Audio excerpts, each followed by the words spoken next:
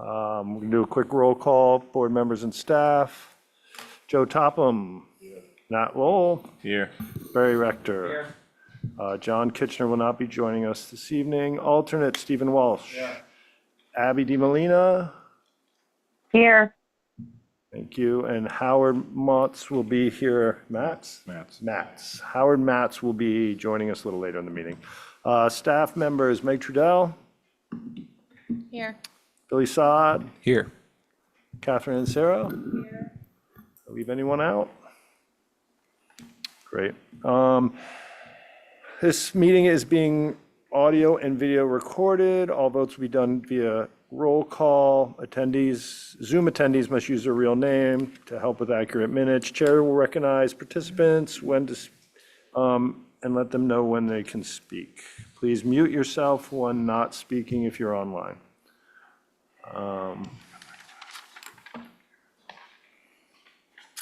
Entertain a motion to approve the agenda.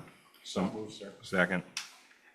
Motion made by Barry, seconded by Nat. Barry? Aye. Nat? Aye. Joe? Aye. And I'm an aye as well. Has everyone had an opportunity? We're going to do public comment for things not already listed on the agenda.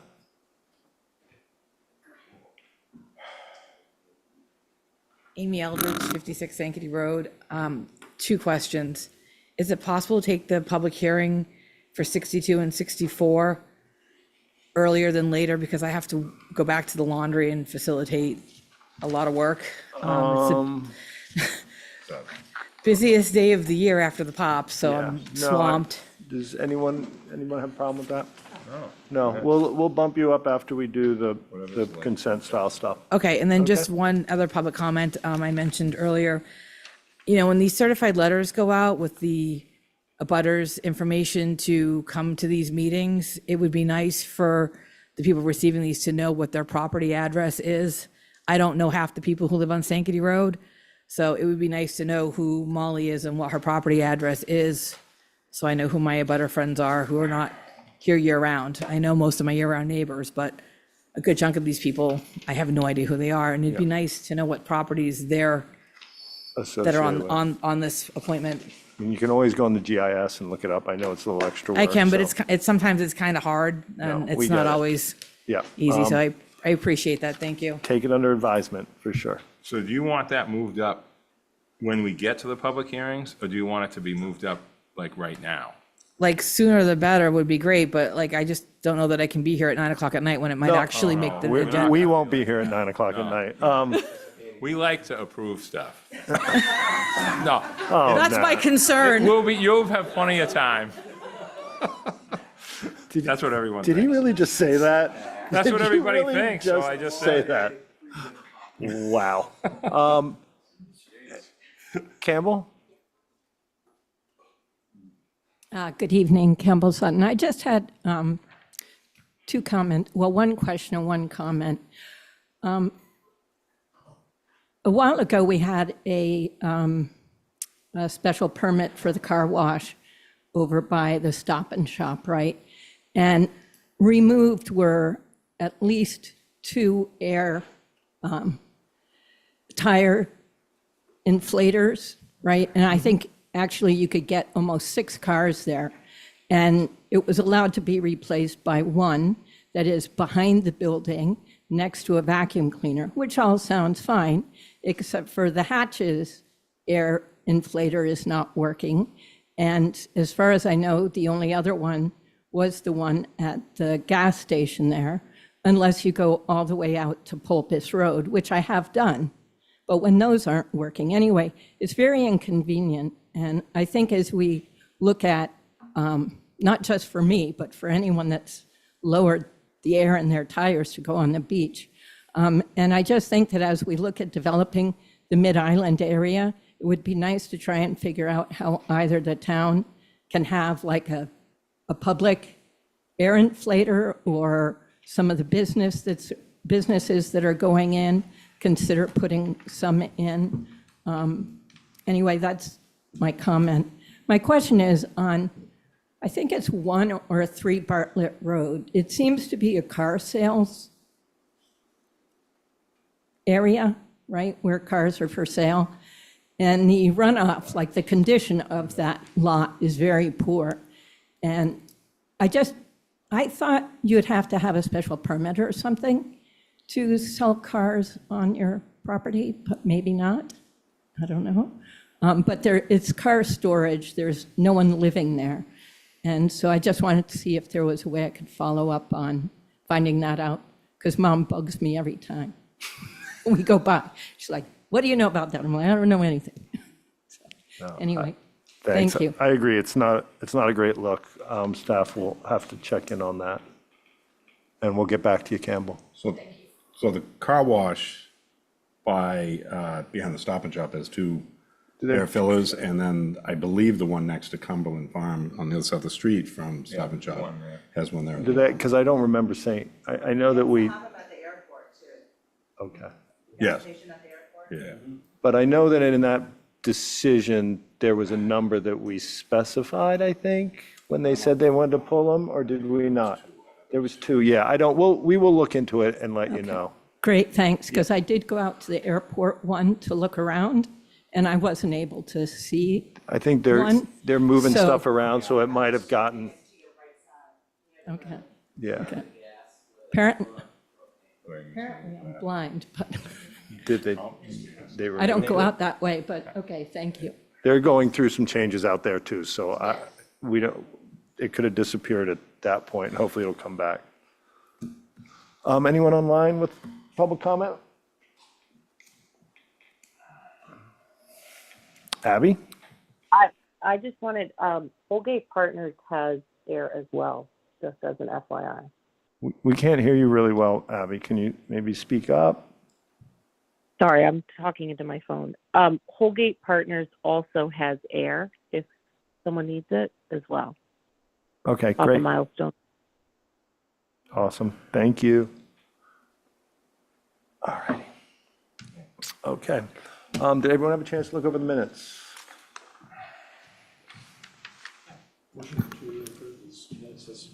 Second.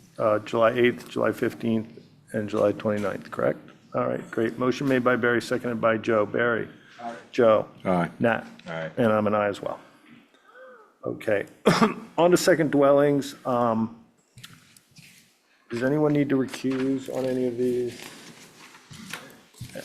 Okay, and I have just a couple things that I wanted to point out, just so people know that we're not ignoring these things, but on RMM Lemonade LLC at 23 Massasoit Avenue, the plans show a 5-bedroom septic. The plans also show 6 bedrooms on the property. This isn't our purview, but I just wanted to make sure people know that we see that, we get it, but they can't pull a permit until they get an okay from the health department. So we haven't missed that. Then 1 and 3 Back Street in the packet just had a picture, I believe, of the property and didn't have the permit or a site plan. 1 second. And I think Billy is going to provide that on the screen for everyone to see.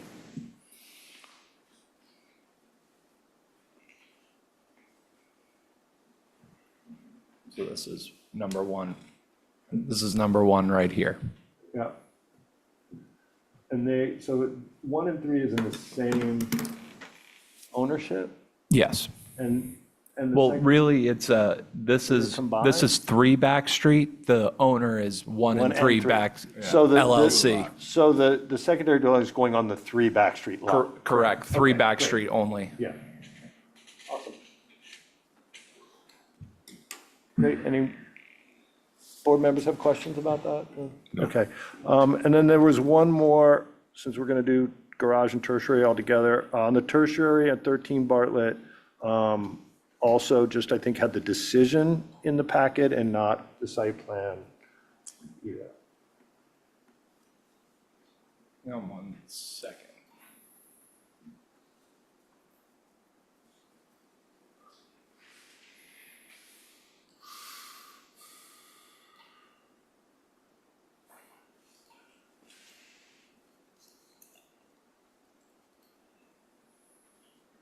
Is that the place they just did the Just move on? move the, I think, just move the house on, right? All right.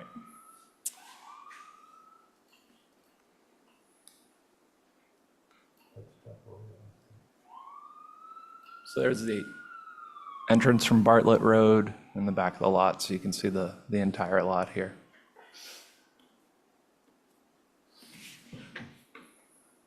Okay, that's for the tertiary. Yeah. Yeah, you have, the tertiary's in the rear. This is an existing dwelling and secondary dwelling. Great. Awesome. Thank you. So I'm going to entertain a motion that has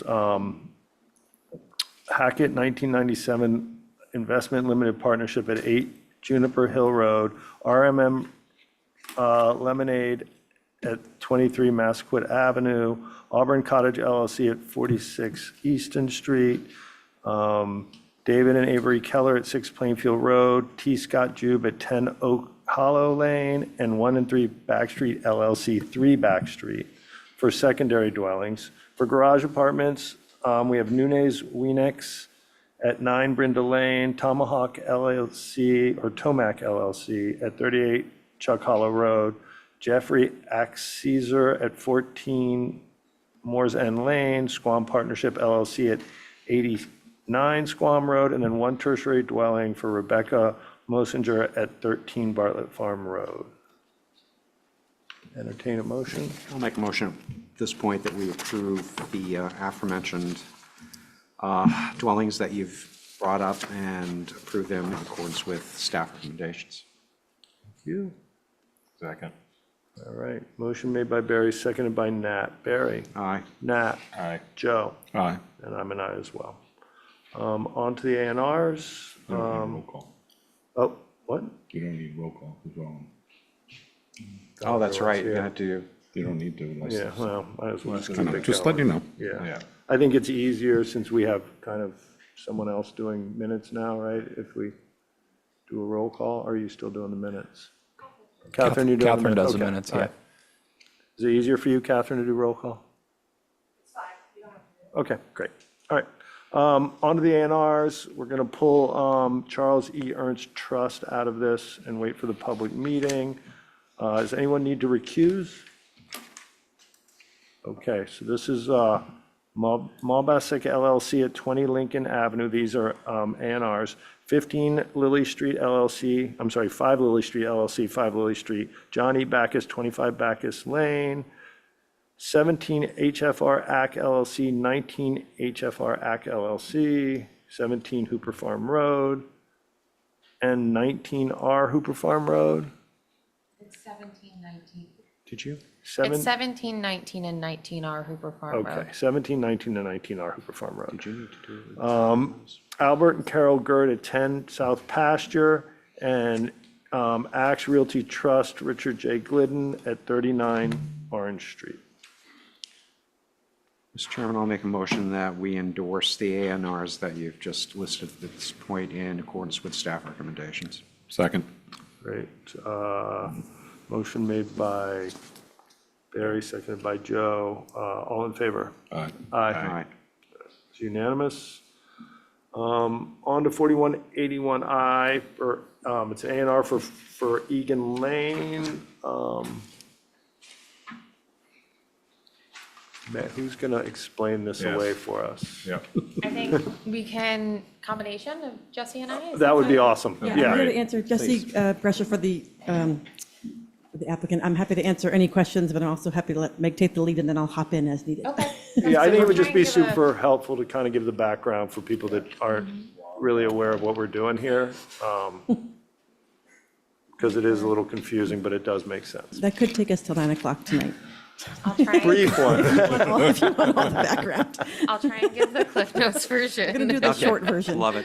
So I guess let me start by the purpose of the 4181I is to eventually lead into a county commissioner roadway taking. The planning board's role in this particular process is to make a recommendation to the county commissioner. So planning staff ultimately is recommending that you recommend to the commissioners to move forward with the roadway taking, but as an easement, in hopes that helps lessen the complications of some land court issues.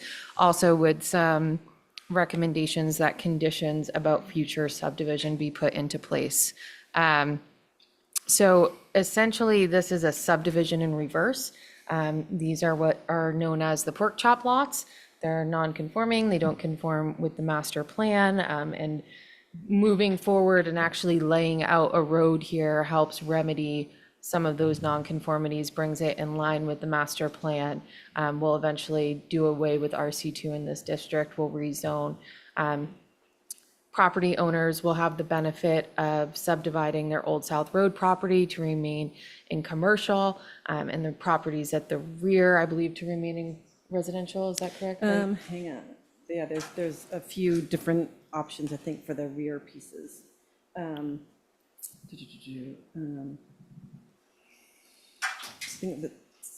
think C-Tech and CN. See, lots off of Egan Lane shall be rezoned to C-Tech, and the lots on Old South Road would be rezoned to CN, R5, or C-Tech, some combination thereof.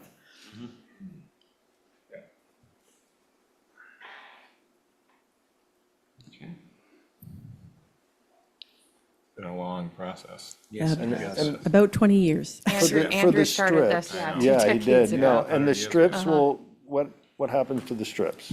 The strips They will get eventually, separated from the be absorbed That's where they're. into fronting. the Into the HOA. lots. Yes. Yeah, I have a plan, a color-coded plan that Greg Maskell has very conveniently put together that shows the plan for all the various strips, which ones are supposed to go to the abutting property owners, which ones are staying to the homeowners association, and which ones can be sort of combined to be sold off as buildable lots. Great. Remember? No? Neighbors are all good here? That's what took us 20 years. Great. It's- No, it's as it's Pinecrest. been going on for a while. Great. So, So there is some language that I would recommend inserting into the actual letter that goes to the county commissioners that Jesse and I have talked about further subdivision restrictions for these lots once the roadway is taken as an easement, just to make sure everyone's clear and on the same page on that, all the homeowners under the understanding that they are all okay with that at this point. So that's kind of key in this process, to just outline what those are. great. It has to definitely be an explanation because Yes. there will be at least one or two questions, I'm sure, will come up. Of course. As to how this started and where it's gone. Yep. Yeah, so there's a memorandum of understanding amongst the lot owners out there, setting forth their agreement as to sort of certain, the Old South Road lots can be carved off, and then the interior larger lots could each be subdivided to create two, so they'd have a total of 3 lots. One time, but not to their full. Correct, and that's the key. especially if the zoning changes, it would potentially open up further subdivision. The one caveat, I guess, in that is that the housing needs secondary lot subdivisions don't count as a subdivision, so that's great. so the sort of the subdivision into from 1 to 2 on the interior lots could be further subdivided under the housing needs covenant secondary lot program. Yeah, Great. yep. So you're just looking for us to give this a positive endorsement for the county commissioners? Yep, with those subdivision restrictions, and I'll write up a letter for you to sign to present to them at a future meeting, and we'll have Jesse there, Tracy McDonald, the real estate specialist, and Vicky Marsh, most likely. Great. Perfect. All right, with that said, would someone like to make a motion? We'll do it. Yeah, I'll make the motion to approve this letter and with the new language that staff has suggested. I'll second that. Great. Motion made by Nat, seconded by Barry. All in favor? Aye. Aye. It's unanimous. Thank Thank you. you, One Jesse. step closer. Thank Thank you. you for all that. Thank It's you. great. That's awesome. All right. Couple more to get through and we'll bump up to you, okay? Previous plans, Van Gilder subdivision. Sorry? Oh, I'm sorry, it was on the agenda. I did not include it on the staff report. Oh, okay. Sorry, I'm guys. sorry, I always work off the I wrong know. piece Yeah. of paper. Did we blow right oh, past it's that, or not- was that after? Okay, not on 44 there. Madequecham. Is Jeff Blackwell on? Or Sarah Alger? You can move them over. I saw it, but now I don't see it on my agenda. I'm sorry, Ann. No, we had to update the meeting post. Oh, the Madequecham one? Yeah, oh, no, okay, I'm sorry. That comes after the Van Gilder, but we can do it before, at least on the agenda. Oh, does it? Coincide. Yeah. Sarah is moving over as we Okay, speak. so we'll go to that and we'll backtrack. Sure. All right, so this is the adequacy of access for potential A and R at 44 Madequecham Road. Hi, Sarah Alger for the applicant. I think, Real well. I know Jeff Blackwell may be on as well. I don't know if he got dragged over. And one of my clients, Dan Kellogg, may be there too. I don't know. So this is a sketch plan. I just thought we should come before we filed an all-out A&R just to make sure we're all on the same page. Madequecham Valley Road in this location is a taken county road, and therefore I think is an appropriate road for an A&R. There are two, I think, complicating factors here. First, I understand Madequecham Valley Road, the taken layout of it is not constructed. Access is gained over the airport property to the north. That's how everyone travels. And in addition, the last time there was an A&R plan approved at this property, there was a covenant put in place that the lots would be held in common ownership, and we're going to need to modify that covenant to do this A&R. I think the purpose of the covenant was to make sure that it was clear, because this property consists, I don't know if you have the plan up or not, but it consists of a combination of registered and unregistered land. And that can get confusing because when you create 2 lots, you're really creating 4 lots. And you want to make sure that the lots that you're creating, that people understand that they have to be used together and can't be used separately. So a covenant was put on, and we would need to modify it to be in accordance with this new proposed plan, which is as we have on the sketch plan. Does that make sense? It does. Make sense to the rest of the board members?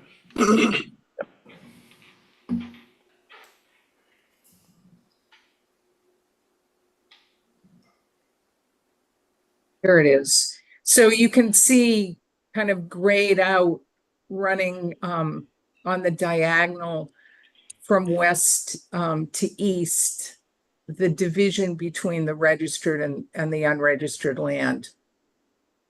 And so in our case, concept lot 2, yeah, there it is. Concept lot 2 will be comprised of 2 lots. The lot to the north is unregistered. The lot to the south is registered. The same thing with concept lot 1. So we'll want to put a covenant on that ensures that both pieces of concept lot 1 are held together and both pieces of concept lot 2 are held together. And then you can see that we have Madequecham Valley Road, formerly Wee Weeder Avenue. It was taken by the county in the 1800s as Wee Weeder Avenue, never constructed. The access then goes up over the airport property. And those grayed out parcels up there, yes, right there, those were the subject of a lawsuit between the airport and the owner, the airport won. Those parcels now are part of the airport property. They're not separately owned. We're just showing them grayed out because if you look at the GIS map, they're still shown, so it makes it kind of confusing. Great. Makes sense to us. It is. Jeff, did you have anything to add? Sarah did brilliantly, I might add. There's no, that would be trying to gild the lily. Great. So Sarah, what are you looking? I just want to make sure that when we come in with the A and that we had had this conversation before we came in with the A&R plan, so that there wasn't. I don't want there to be any problems when the A&R comes up, because that's usually not. It's a public meeting, but it's not a public hearing, and so I thought if there were any questions or conversations that we needed to have before I filed the A&R plan, I should come in with the sketch and just make sure we were all on the same page. I appreciate that. Any concerns, adequacy of access concerns? Barry? Yeah, that's exactly my point, through you to staff. Is there anything, first of all, just in the larger scale of things that we should be focusing on with this? Not to my knowledge. Okay. And layout of Madequecham Valley Road, do we need to look at that to see if it's within layout and stuff?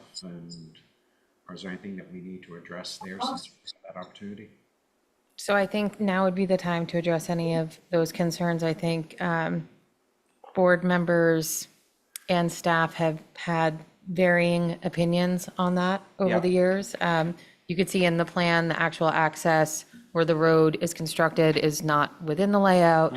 That said, I did take a drive out there recently and the condition was perfectly adequate. So it's something to bring up with Sarah if you have concerns about it at this stage.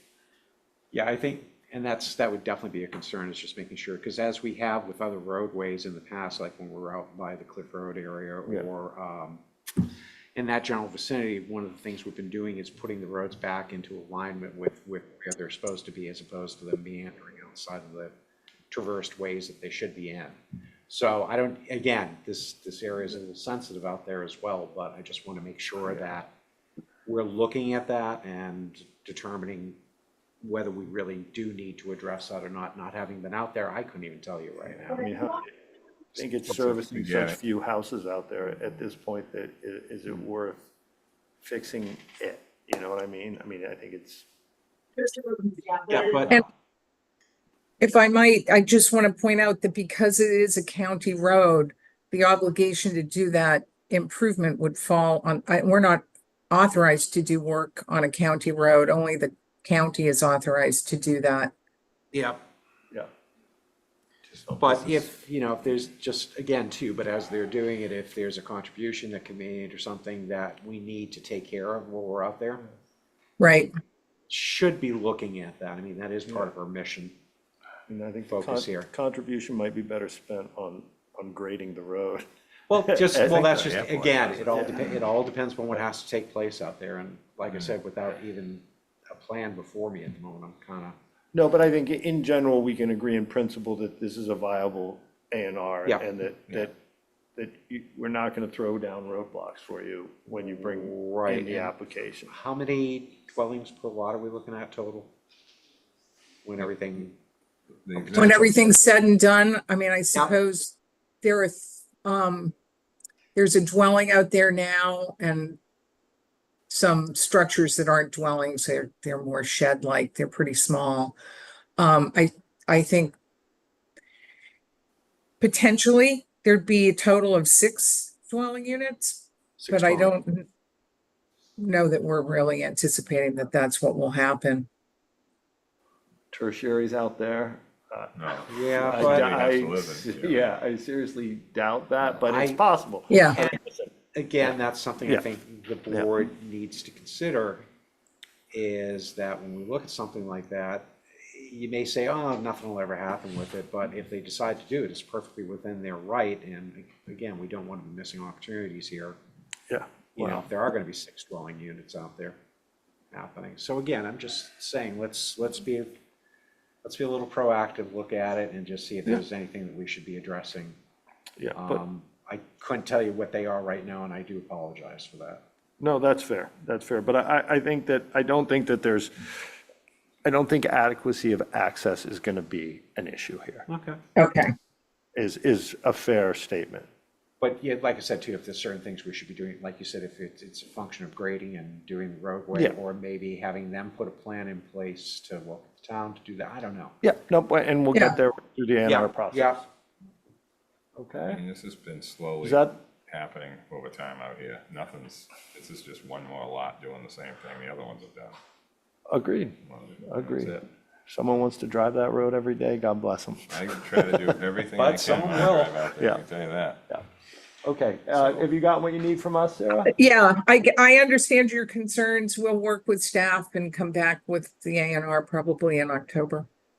Perfect. Great, thank you. All right, great. Thank you very much. Thank you. Okay, previous plans, Van Gilder subdivision, 86A, 88 Old South Road, endorsed legal documents. So moved, sir. Second. Oh, my God, someone actually Whoa, rose to the occasion. really? I was all set to, whole office? I know. The whole office. Richard Glidden on behalf of the applicant. First question, if I appear on Zoom, can I look like I lost 30 pounds like Blackwell did? How does that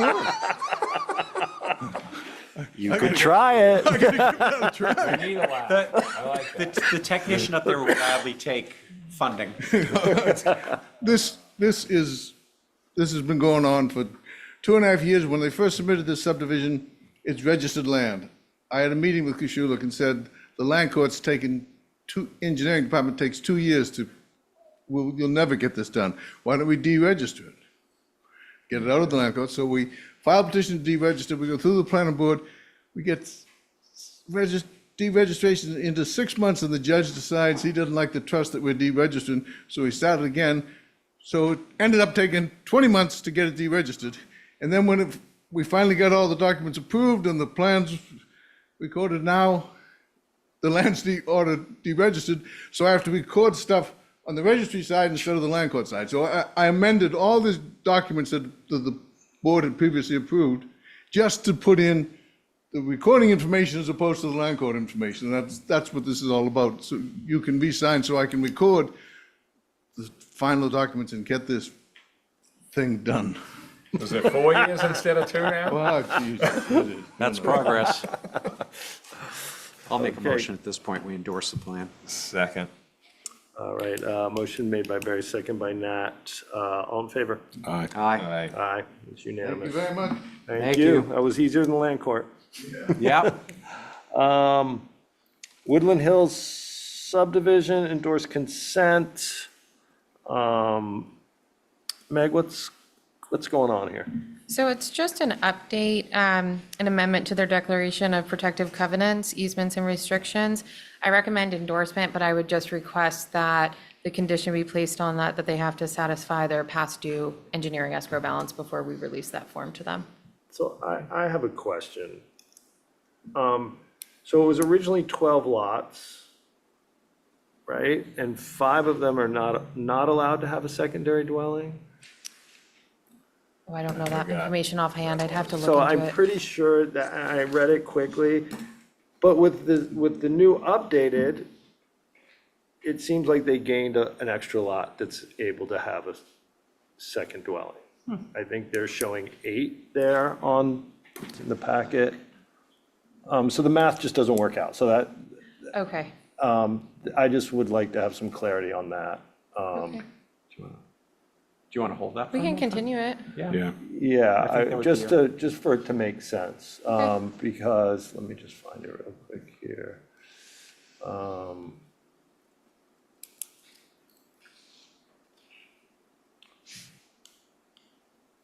So, yeah, they're citing 1, 2, 3, 4, 5, 6, 7, 8, 9. Oh, is that the right? Just some clarity. Oh, no, here it is. 1, 2, 3, 4, 5, 6, 7, 8 lots that are allowed to have second dwellings. This is in the second portion of it. So the math just doesn't work out.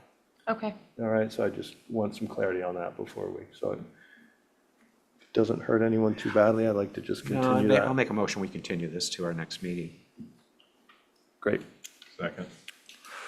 Thank you. Motion made by Barry, seconded by Nat. All in favor? Aye. Aye. All righty. Okay, we are going to skip to 64 and 62 Sankaty Road.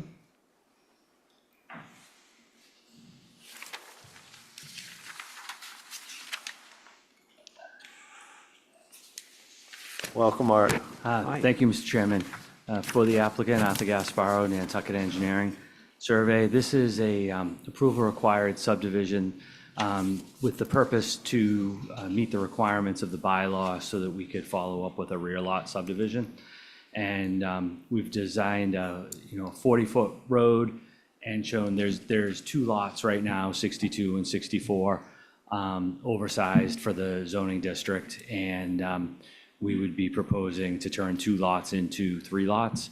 We have no intention whatsoever of constructing this subdivision. I question whether this filing is actually needed, but I think there's some ambiguity in the bylaw. Chapter 139, Section 8F3D reads, for the requirement of a rear lot subdivision, as shown by the submission of a dimensioned lotting plan or an AR endorsed by the board. So because I think this would meet the requirements of a lotting plan, to tell you the truth, with the special permit, but consultation with the staff and just to try to make sure, we wanted to come to you with this AR that shows that. Now, we didn't, we asked for the waivers that you see in there only because we didn't design the road. We had no intention of putting a road in or of constructing this subdivision. And further to that point, today I filed the special permit application for your next meeting that shows the three lots that would be created by an A&R subject to a special permit for the rear lot subdivision. So again, it's two lots, turning two lots into three lots. There'd be two oversized lots and then one essentially 20,000 square foot lot. And that's the real intention here. But because of sort of, I think, the ambiguity in the bylaw, that's why we're here with this for discussion. And we even showed the 40-foot way, not a waiver down to the 20. There's quite a bit of land area to work with, all the frontage that that would otherwise be required for the district. And with that, I'd be happy to take questions. And I did see the public comment, so I understand. I'm not aware of the concerns, but we're here to try to address them. Great, thank you, Art. Board members, before we open it up to the public. Well, I'm just going to recommend that we give it a BPAC to look at this, just how the impact with the bike path. Everything's coming to the end, so we can, I don't have a problem with what's going on. I just think it should be part of our review. Art, the 40-foot road is not going to be built, correct? That's absolutely correct. I mean, subject to the issuance of Okay, a and so special permit for the rear access will lot. be through the existing driveway? For one of the lots presumably, and then probably two driveways for a driveway for each of the other lots. So you'd have yeah, that could be, three driveways. that could be an issue, yeah. I think that this board would prefer one driveway for all three lots. I think that it's problematic having three in such a tight spot on the drive, especially at the beginning of the bike path. But I will let BPAC make that call, but I think that that's the concern. Understood. And I would think, respectfully through the chair, that would be under the review for the special permit for the rear lot subdivision. Yes, no, I'm getting ahead of myself, but I just wanted to, I appreciate the input. to let you know what we're thinking. Great, open this up to the public, please. Amy Eldridge, direct abutter to 62. I appreciate the consideration on the safety concerns. My biggest issue is that that's all in a very small hub for public transportation via the bike path, the shuttle bus, a crosswalk. Now, anybody that goes down Sankaty Road, as you get up towards my property at 56, I think I have 100 feet of frontage. At about the 50-yard line by my front door, the bikes will cross over the double yellow line to cross over onto the bike path well before the very clear bike path crosswalk by the shuttle bus stop. So I even have a problem. So adding three driveways coming out there is like, you might as well just let it come out the mouth of the bike path. I mean, it's just bad planning, and I think that as a neighbor, what we received in the mail, I understand that that's not what's gonna happen. But for people like me who have no idea about planning board and what you guys do, it was a shock to open that certified letter and see that after being at town meeting twice. And you guys all know me, I don't get up and talk. I got up in May of '23 and May of '24 with these same concerns. I spoke to Mike Burns the week before town meeting. I was assured that was not going to happen. He had met with the realtor and the property owner in January to discuss and look at the area. So if that happened in January, we're still getting the same fear on paper that I had been dreading from the moment this article for just the sewering of the two properties in May of '23. Now, people speed up and down Sankaty Road. It's a straightaway. I hear it all night long. I have concerns that even on the straightaway, there's going to be a car through my hedges and in my house. And there are, and as Mr. Topham has said, people will come off the bike path and they don't even look sometimes. They just veer off. We also see a lot of families congregating at the end of the bike path, looking at their maps and their phones to find out which way is the best way to get to the lighthouse or the Sconset Market for their ice cream. I just don't want to see 14 cars coming out of the mouth of the bike path, or 4 or 5 cars coming out of 3 different driveways in that small break. But if that's what we have to deal with, that's what we have to deal with. But I just want some serious consideration on the public safety hazard in that road. I've seen bike accidents on that road, feet from my driveway, that don't even involve cars. I don't want to see a child get run over and killed. That's what's going to happen in this area. But again, like I said, there's a shuttle bus stop, a crosswalk, the mouth of the bike path, and excessive speed. Now, I've called the police department and asked about having people come out, but it's really hard with the short staff that they have over there to be running radar and doing speed stuff on my street. So once in a while, you'll see them come through the neighborhood. But my ask would be that if, for some reason, the 40-foot roadway stays, that it needs to be flipped to the opposite side of the property, just for public safety issues. I appreciate your time and your thoughts on this. And again, I'm very nervous and I'm sorry. Thank you. No, you did great, Amy. I think that we're going to look for a recommendation from BPAC on this. And the rear lot subdivision is a special permit, so that gives us as a board some power in how that layout falls. So you are heard. You should take advantage of the special permit process as well to voice your concerns again, and we'll see where the driveways fall and what BPAC says. This isn't gonna be an overnight, all of a sudden you got 3 driveways there. Oh, absolutely. But I just felt that it was important, as much as I know that you guys said there's going to be some changes and my concerns are probably not going to be as huge as I feel that they are right now. Yep. I just want to be on public record with groups Yeah. at town meeting, at planning board, that those are the concerns of the neighborhood. You know, and again, like I said in open public comment, you know, I don't know half of the people who received that abutters letter. I would like to know them. I'd like to think I'm a nice person. I would like to know everyone in my neighborhood, but it is very seasonal out there. So I don't know some of these people, and they may not even be here on island. They could be short-term renting their homes. So I may not ever even see these people, but it would be nice to know the houses on that list, what their addresses are, so that I, know who is affected in my neighborhood. Because I know somebody 4 houses down that told me that they don't even use the Pulpus bike path because of the cluster disaster that's there. They would rather ride all the way to the village and get on the Milestone bike path. Which, yeah. Can I say something? Of course. Amy, stay right there. You don't have to go to the laundry yet.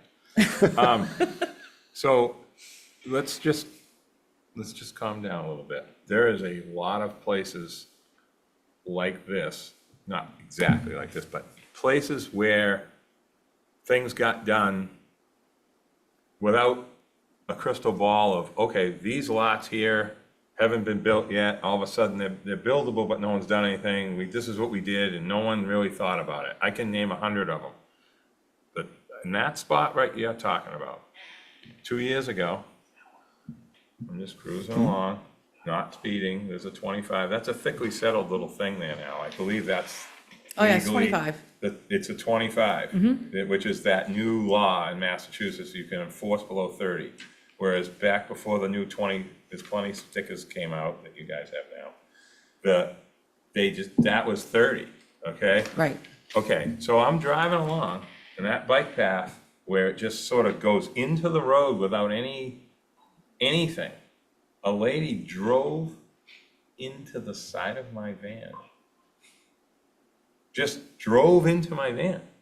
I pulled over, shaken. She was totally fine. It was her fault because they just drove into the road. There's no merge, there's no wide spot. That is a very odd place. Right. You're 100% right. But that's buildable land, so we gotta figure this out. Oh, I'm not, I'm just saying, like, the whole thing needs to be looked at with BPAC. Mike, layout of Sankaty Road, maybe that needs to be extended further down and come out more towards Jennifer Lane or whatever the other name of the road is. I'm not about Something them like being that. able to do whatever they would like to do with their property. That's not No, what this is about. I know, I'm just saying, this is. No, I understand. We all see this. This is a really odd And spot. I'd like to It's put just the out way there it that. got built 19, whenever it was. Right. You know what I mean? At 64, he does have a beautiful sign that says, to the cars coming in and out, please be careful, there's an Yeah. active bike path. Yeah. There is something painted as you start to come around the corner that states that there is a stop sign coming. Yeah. Like, people are aware, but nobody's aware, they just, they see the stop uniqueness- sign, they ride right through it, they don't, The they uniqueness even of cut this- down all the bushes between the roadway and the bike path to give people a clear vision, to not block your vision and to muffle the sound of oncoming traffic.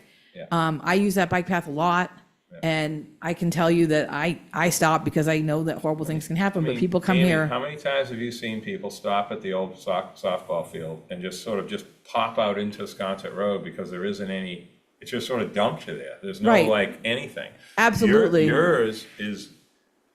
Your spot is A little perhaps worse. even worse than that. And it's Yeah. just one of those things that was never thought of 30 years ago when that bike path was put on 25. No, I understand, and I agree, like, if the zoning is the way that it is and allows them to do what they want to do next door, I'm all about that, whatever.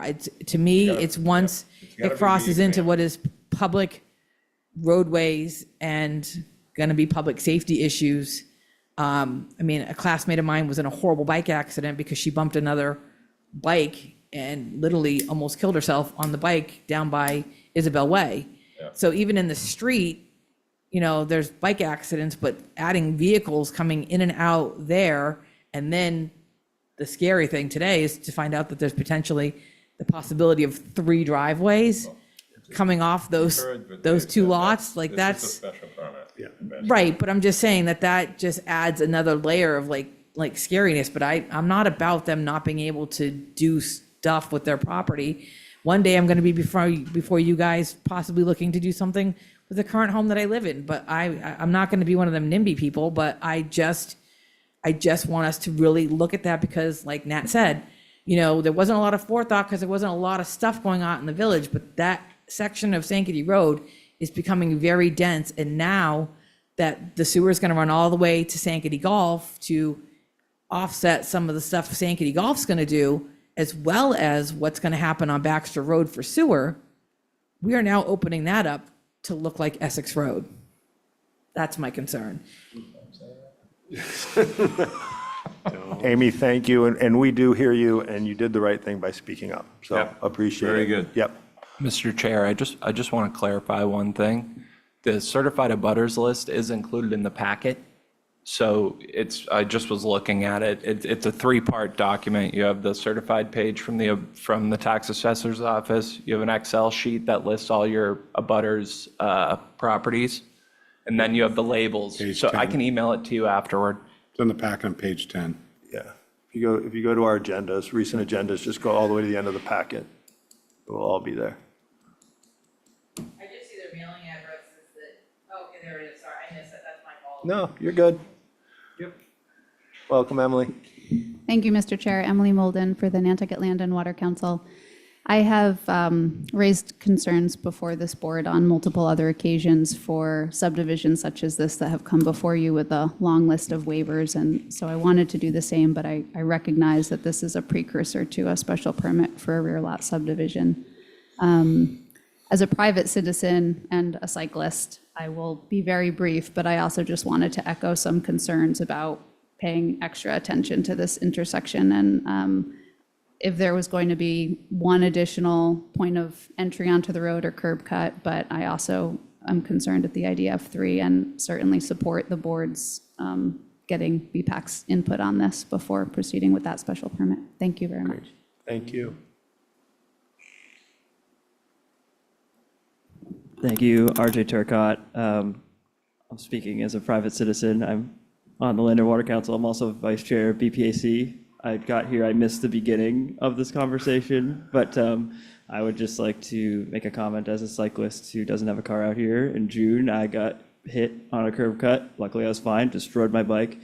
And if we could minimize the number of these curb cuts in any way and still make this happen, and be able to, it also destroys flow for cyclists to have to stop and start and stop and start, as well as having to keep your head on a swivel. So I'd love to see it come to VPAC because we obviously haven't discussed it, but just speaking as a private citizen and a cyclist who just got run over, really would like to minimize crossings and curb cuts if we can, while still making it work for these people. So thank you. Great, thank you. Board member, oh, you got one. Good evening, Campbell Sutton again. I just wanted to support what the other people have said. I know when I was on the board, I was always very concerned about multiple curb cuts on bike paths within short areas. I think some of you can remember that.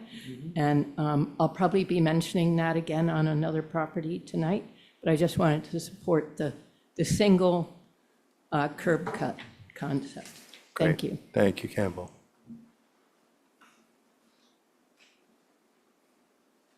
Hi, Megan Perry. I'm not going to repeat everything they just said, but if it helps, I support everything they just said. Great. Thank you. Thank you. Board members. So I just want to let everyone know that I got an email from the chairman, Ian Goulding, on the VPAC. And so then I shared it with Dave. Think we should definitely have this go before them. BPAC, I think this is going to be a hub. I think Amy is being a little shy because I have a client at 45 and you can see the people crossing, you see them dumping out. It is really kind of a hazardous thing. So I think if we can kind of clean it up all together, working with Art and working with the new homeowners, et cetera, I think it would be really beneficial to the whole area. Yeah. Bring DPW into the fold. This is a coordinated review-ish situation. Yeah, absolutely. Agreed. So, And I mean, the other problem is like, we have the same problem on Surfside, you brought up the other places. I think plenty of it. anytime that someone's switching bike paths from one side of the street is just extremely dangerous. So, People don't think around here. yeah. Barry, I see Art. So just real quickly, do you think instead of just bringing it to BPAC, it'd be better for us to engage traffic engineer and let them do some determinations about what the blessed thing looks like and maybe should happen? Get it on a slightly more, not to dismiss anyone, but a more professional standard to look at the area in a little bit more holistic fashion as well too, as opposed to just kind of looking at that little area. Yeah, I mean, Burns is on our committee Yeah, as well, so Mike Evan's would be a going to good tie choice, us. but again, He's going to be tying everything together, which I think would be fantastic. Yeah, whether it be Mike or whether it be a traffic engineer, and I would certainly want to default to him as to what would be the better of the two options to express here at this point. But it sounds like it almost needs to escalate onto a slightly larger basis. Agreed. Yeah. Yeah, I mean, I think Art hears us loud and clear.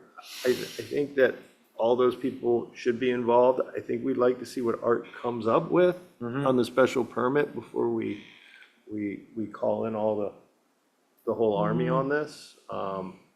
Because there is an existing curb cut there.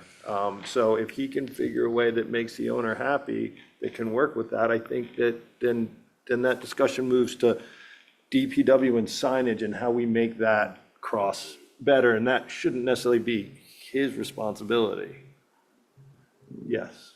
So, but this is where I'm back to where if you're gonna vet it on that level, I think you've heard enough from the citizens out here to where at least in my mind's eye, it's kind of warranting to want to get to that slightly more professional level of things. Not to say that the other groups can't chime in with their thoughts, because again, that's a good thing. But let the final kind of decision rest between the traffic engineer and what we all want to do with that information once we get it. And I think that will hopefully address some of the public comment that we've heard tonight, and I'm sure there'll be more at the special permit phase. So that's just my 2 cents, though. Meg? I was just going to make a suggestion, since the purpose of this plan is really to just serve as lines on paper, why don't we condition it that the road has to be flipped to the other side of the street, there's interior access only, because then the fact that will help if, for whatever reason, this error comes to fruition, but we're not expecting that to happen. Yep. And then you can really hash into these details when you have the benefit of reviewing Special permit. the rear lot special permit. I think that's a great idea. Okay. Thank you, Mr. Chairman. So to that point, I think that the AR subdivision before you actually, which we don't want to build again, but it actually completely accomplishes what's being asked here, and that there would then only be one driveway access, because it would be a road, and it would be a much wider road, and it would, not have 3 driveways, right? The driveways would all come in off of that interior road. So I think you could approve the subdivision tonight as it serves on paper. I would be careful about just saying to just flip it to the other side. I think that, again, there's no intent to build this, but that's not what was prepared, and that's how that might impact the other structure that exists on the property.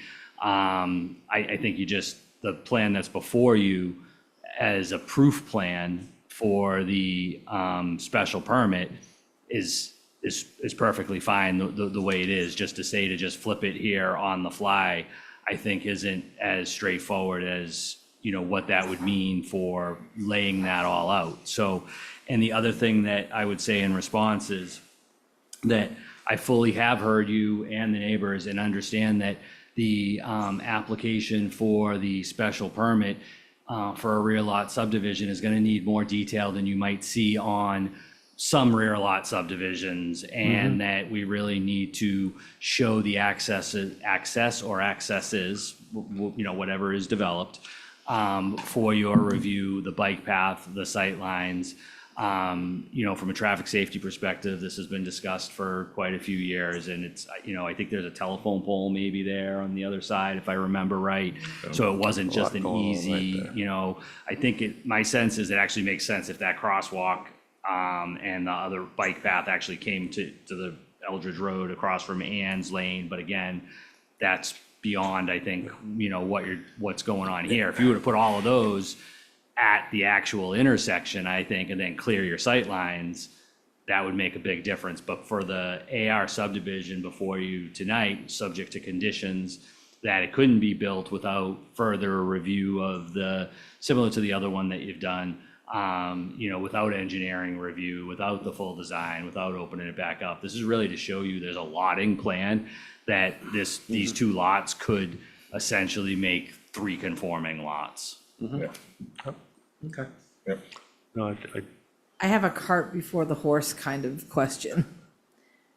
So if these lots are all to get sold off by Mr. Leader, and then somebody comes to the town and wants to put in 2 driveways and make 3, we're kind of back at the problem we're discussing Well, we would now. condition the approval on Okay. no changes. And you cannot have a second curb cut without a special permit from here, regardless of where you are. So forget this, like if you have a Right. lot right now and you have a curb cut, you have to come here to get another one. Because So Art this saying is- pushing this down to Eldridge Lane is just kicking the problem out of his league and putting it into us with just a public safety issue Well, that again no. is going to rear its ugly head. Yeah, but- That's my understanding. No, he was talking about, I think he was talking about. the Just generally feedback review, speaking. just Yeah, like yeah. He's Saying, throwing okay, if that bike path was built further down to, I meant to say Meeting House. I've Yeah. got my streets mixed up. We would probably be talking about pulling out and looking left and right like we do North Pasture, which is to me the worst one on the island. Yeah, I mean, I just think It's that, just so many of them, and it's just, this one is unique to the just there's no width to the Sankaty Road to allow a bike to merge in. There's just, it's sort of Right, just and none of It's us like on a Sankaty stop. Road, I can tell you, want to see what Madequecham Road looks like at the top of Madequecham Road. I know. That has got to be the ugliest bike path I've ever seen in my entire life. Well, I mean, but that's, better we than don't, not having one. but yeah, but we don't want to see that either. You look down Sankaty Road and you've got green space on either side of the road, and it's, as you're going into quintessential Sconset, I know we're not in the historic district, but, I mean, we had people putting in circle driveways on the town easements where the telephone poles were, and the building department had to go out and ask them to remove a driveway, because it just looked tacky and not what we've lived, I mean, I've lived on Sankaty Road for 25 years. And it's just, it's, you know, I get it. We didn't know what we know now for where that is, but I mean, It's nice that's one reason, that's one of the beautiful things about the rear lot subdivision, right? Is that it gives you the ability to have more of a driveway type of access to 3 lots instead of having like is shown in this plan, basically a airport runway, right? Right. That just kind of takes away from the country feel. And that, in my opinion, is the beauty of the rear lot. It takes that away and gives you that more comfy we have it, country I love feel. it. And We have that, hopefully we can make it 40-foot work. roadway for Eldridge Lane. Yep. It's lovely. We like it. It's a buffer between the property owners. It's a little green space. You know, I've lost a little bit of property when that went in, so I'm a little bit, I think, non-conforming at 0.23 of an acre. But I like the look of that. But I just have concerns about just that hub. And I know, speaking to Mike Burns in May, that he had mentioned, you know, in 10 or 15 years, you know, we're going to talk about running that bike path all the way down to Coffin Street to the new triangle. Yeah. It's like, well, that's great, but this is happening now. And you're talking about things that aren't even on anybody's radar for 15 years down the road. And I'm worried about tomorrow, not 20 years down the I road. think, Amy, you should suspend your concern. I'm not saying it's not real or justified. Right. But suspend that concern until you see him come back with the special permit application, see where he cited the driveways, realizing that that isn't the way it is. We have a lot of purview on that, and we can apply some pressure. to I have do, it I changed. absolutely do feel better. That's Okay. just the concerns, and I just want it on the record that, you know, my fears have not quelled, and it's getting busier and busier in that area, and so it's just a matter of time. It's not, you know, it's when it's gonna happen. Yeah. All right, thank you. Anyone else in the public before we close public hearing?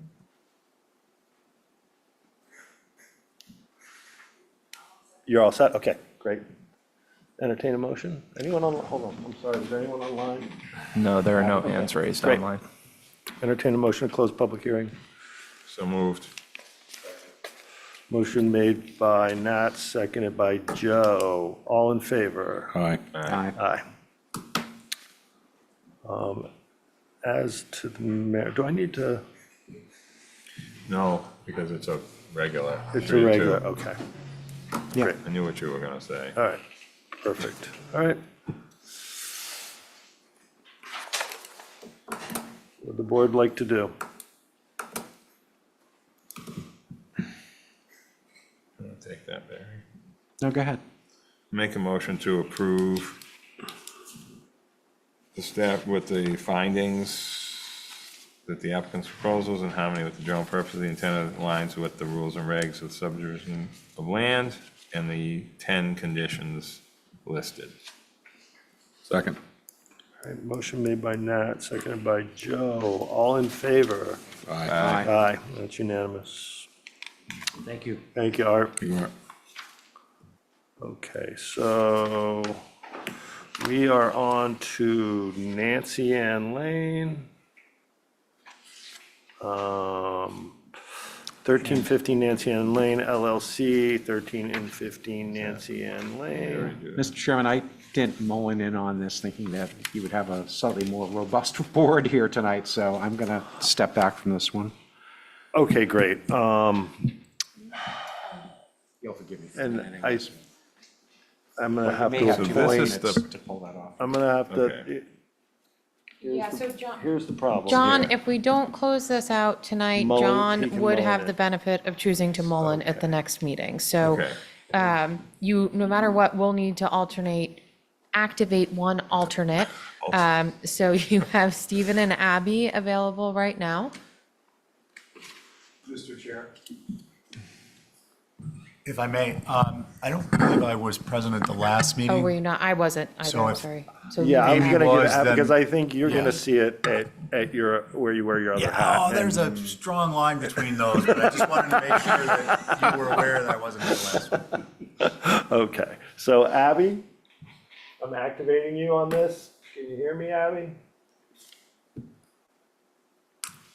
This is Jeff. She's still on? Yeah, she's there. She's on there. Abby, can you hear us?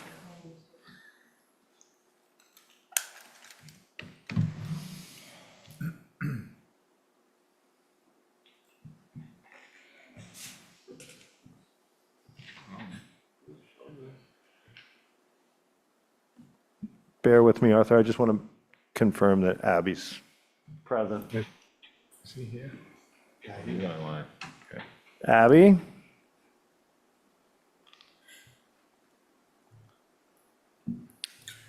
So I guess just continue on and I was she'll, just gonna say, Mr. Chair, if you don't mind, just, yeah, continue on. Okay, she can great, clarify she was present, she's Yeah. having technical difficulties. perfect. Arthur, welcome.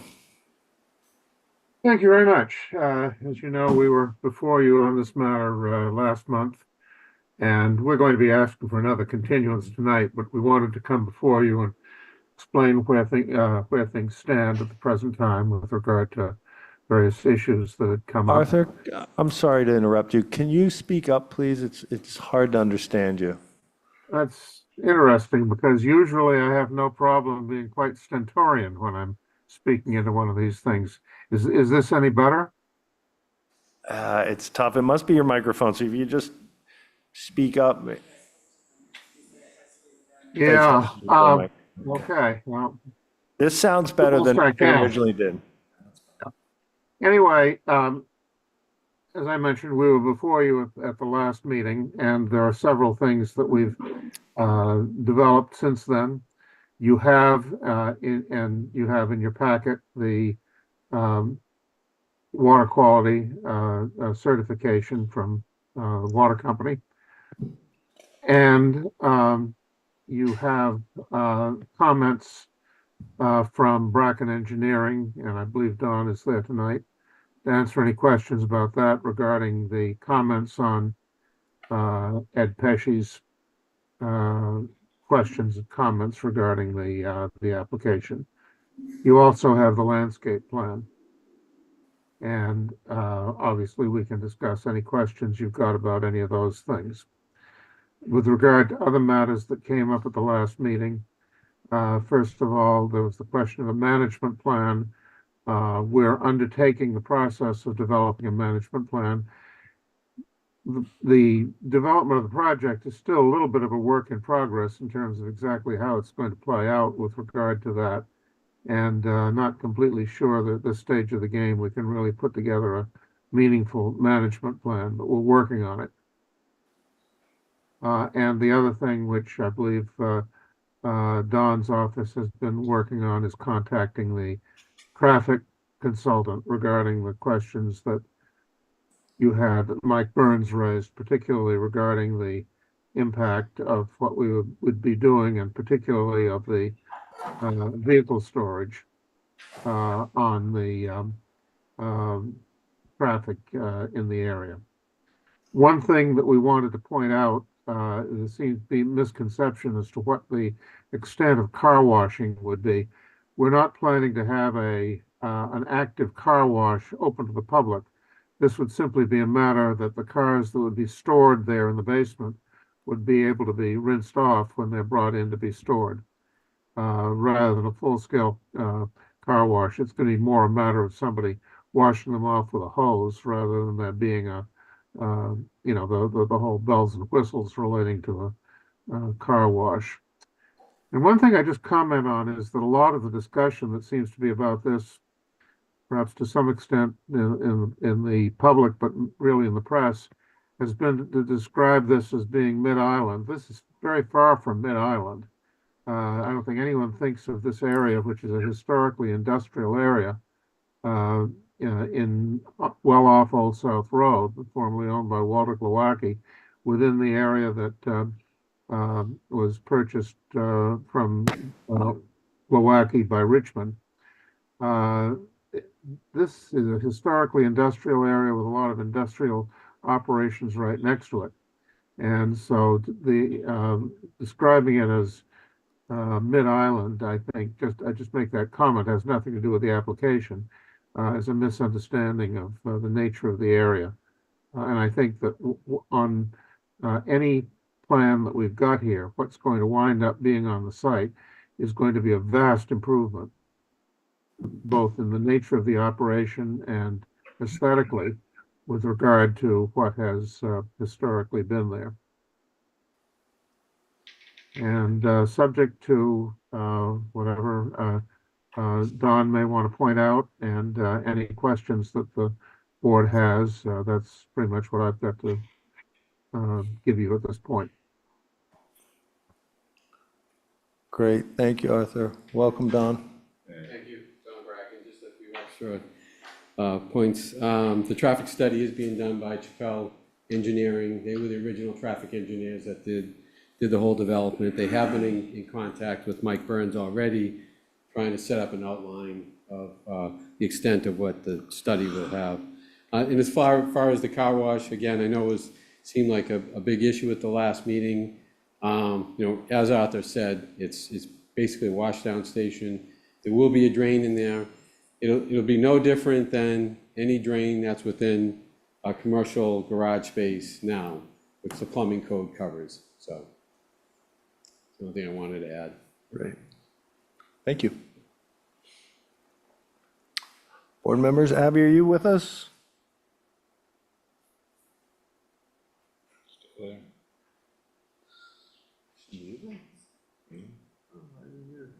We can't hear you, Abby, if you are there. Board members? Questions, comments? I mean, it is an improvement. I mean, Arthur's right. This is just one more piece out there that's changing. So I'm glad we got the clarification on the car wash versus a place to wash a car. It's not the same thing. So that's key. I don't remember if we covered that last meeting in July or not. What was the other issues we had? Do you remember? I can't remember what else we talked Traffic, about. car wash. I mean, there's Not really concerned there's about kind of traffic. It's some more about waivers how it floating fits out in. there that doesn't really, Yeah, that aren't really applied in any meaningful way yet, I think, Yeah. without the finalizing of a plan. Right. I think we wanted to see what the HCC was gonna say. Yeah. There's another- oh, that's right. I remember that. Yeah. The look of it. Yeah. Well, and so I pulled out the old MCD guidelines the other day, and there's an interesting paragraph in here that I'm gonna just take a second to read. Whenever people think about Nantucket, usually the first notion that comes to mind is small scale. With few exceptions, the island's built environment is noted for its lack of large structures. In line with this, Nantucket would prefer to see buildings in a commercial development broken up into smaller masses rather than one large monolithic structure. The town is also looking for siting on lower buildings located near the front half. Blah, blah, blah. With that said, it is in our purview, but it is in the MCD guidelines. So for what it's worth, I'm throwing it out there. Yeah, and this is something that Val brought up, and now we're meeting Thursday, I Yeah. think at 10 a.m. to talk about this, so. Island was full of gigantic buildings, historic ones. So that's kind of an odd thing to hear. Not this long and wide. I know, I'm not saying this one, I'm just saying when it mentions it just like be that, careful. it's not You're accurate gonna find at yourself all. on the front of the It's paper. opposite. So, By the way, we have submitted new plans to the HDC, and I expect that before the next planning board meeting, we'll have another go-around with the HDC and be able to report to you at that time as to where we are. the extent it needs reporting, it seems that this is being pretty well covered in the press, so you'll probably hear about it. We don't want this to be back At the to, same time that we do. that's what we said.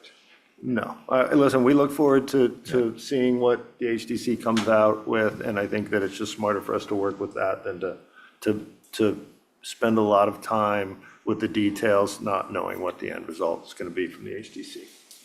So, I agree. So motion to continue? yeah. Are we ready Second. for that? Oh, public comment? Oh, yep, Okay. come on up. Yep. It is, welcome. I think Abby may have borrowed my computer. Well,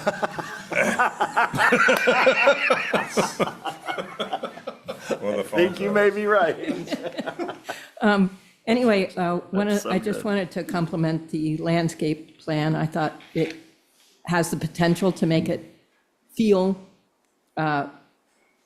cozier, if you will, if you happen to be living there. My only concern is about the maintenance over the long term, because it looks really nice on paper. So hopefully it's going to be maintained well. The other thing that I wanted to ask about was, in the management plan, is that the appropriate place to put in where each resident or each of the condos or apartments, however you want to put it, has a specified parking spot? You know, versus everybody just running around trying to find an empty spot. Does each apartment get, and then whether its own parking space, and then whether that goes into a management plan or whatever, just for my own information? I mean, I think that would be, if they are gonna have assigned places, I think that would definitely be in the management plan, if that's what they Okay. decide. Okay, super. And I would advise them to do that. Okay, thank you. Thank you, Campbell. Thank you, Mr. Chair. Emily Molden for the Nantucket Land and Water Council.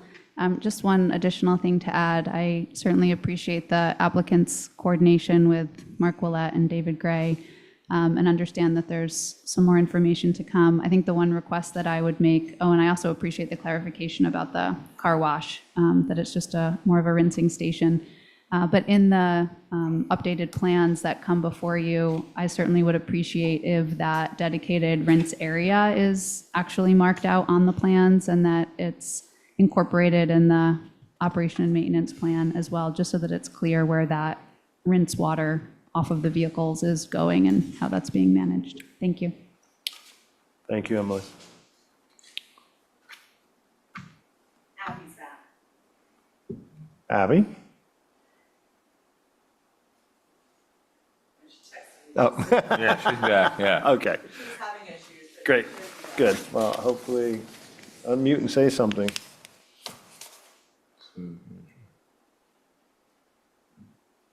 Well, keep on moving on. Anyone else in the public comment before we someone makes a motion to continue?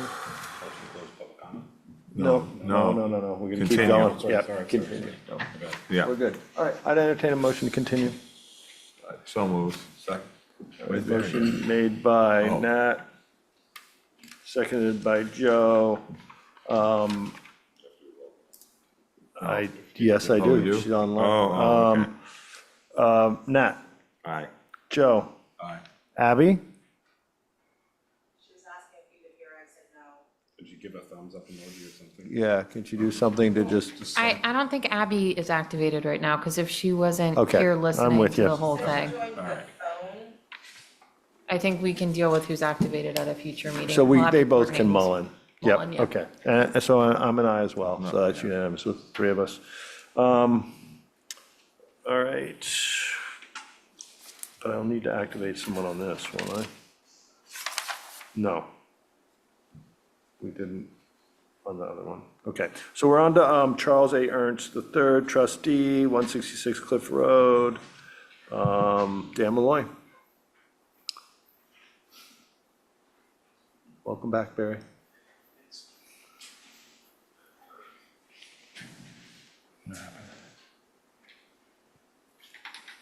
Good evening, Dan Malloy, Site Design Engineering for the applicant.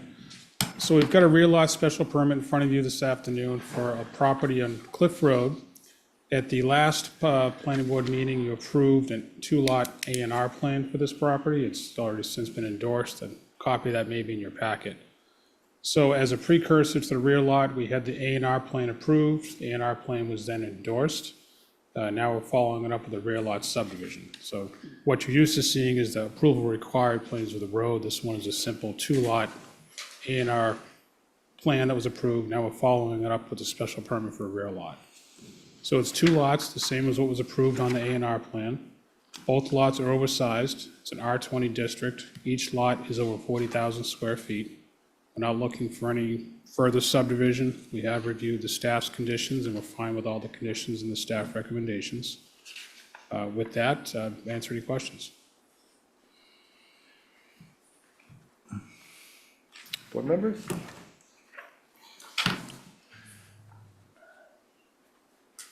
All right, anyone in the public? Just, Oh, go ahead, Barry. so just refresh my memory, how many dwellings total are we looking at by the time? If everything's they said and do a done? full build-out, you'd have two lots with primary, secondary, and tertiary potentially each lot, so potentially Okay. 6. All right, thank you. Great. Anyone in the public comments?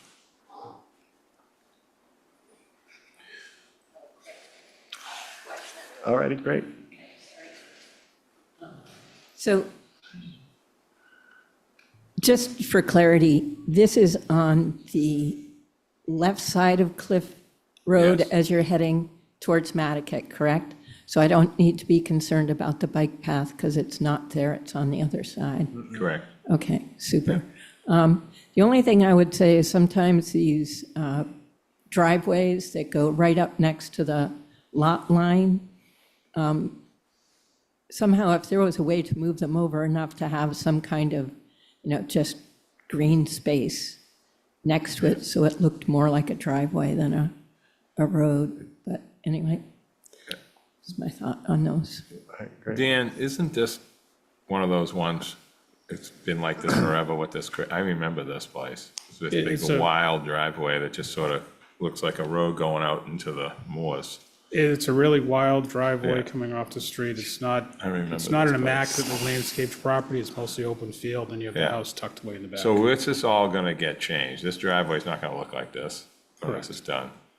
And again, Campbell, just to add to your question, like the previous one, we have the ability to, with this special permit, to maybe possibly ask for one common entrance and maybe some little thing.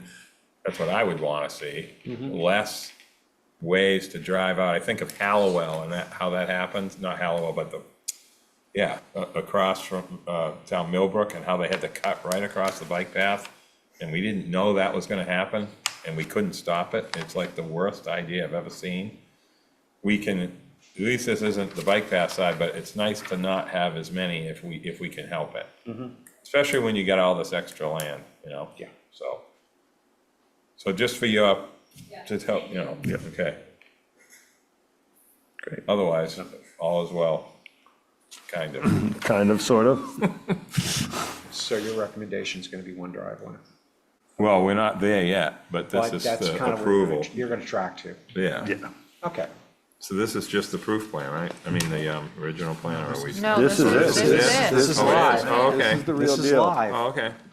Yeah, we'll definitely want to have one One driveway if we can. So, We didn't see this yet, though, have we? yeah, It was remember an A and R Did we have last, this last one, A already? and R, so there was no discussion about it. Okay, that's why we didn't see it yet. Okay, never mind. I mean, why I don't remember it being like a regular AR And what- approval. Okay. what is the intention of the driveway? The driveway you see in the plan, that's just showing what's there today. Yeah, Yeah, So what would happen, the driveway that's there today would likely either stay or be moved slightly in the middle, with a second driveway constructed all the way on the left side of the plan to access the back lot. So there's one driveway now, there would be a maximum of 2, based on the plan. as far apart as possible. Yes, they have to be far apart. One of them has to be all the way on the left-hand side by definition. That's where the entrance would be, right on that side. Okay. definitely don't want them close together. The property is the way they're likely to be built out. I'd expect the lot in the front, the driveway would be either dead center or close to where the existing driveway is. So it'll be like 110 feet apart, roughly. Along those lines, over 100 feet apart anyways. So Dan, sorry for my confusion. How close is the the driveways before it that don't show on these plans? How far do you think it is? And we don't have, this. There's, the property to the right is vacant, there's nothing constructed, so everything to the right side of what you're looking at is all wooded, there's no development. To the left, Yeah, don't recall how far the driveway is to the left. Caught up there, there we go. Okay, way over there. oh. That's the other thing. Yeah, so it's about another 100 feet away. Yeah. It's at least another 100 feet to the left, yes. Yeah, scroll, okay, we can't, let me do that. Really? Go on the GIS map. Oh. Well, I'm not doing that. That's the other partner. Well, I don't think he knows how. I don't know how to do stuff like that. I can do a lot of other things though, but I can't do that. Okay. I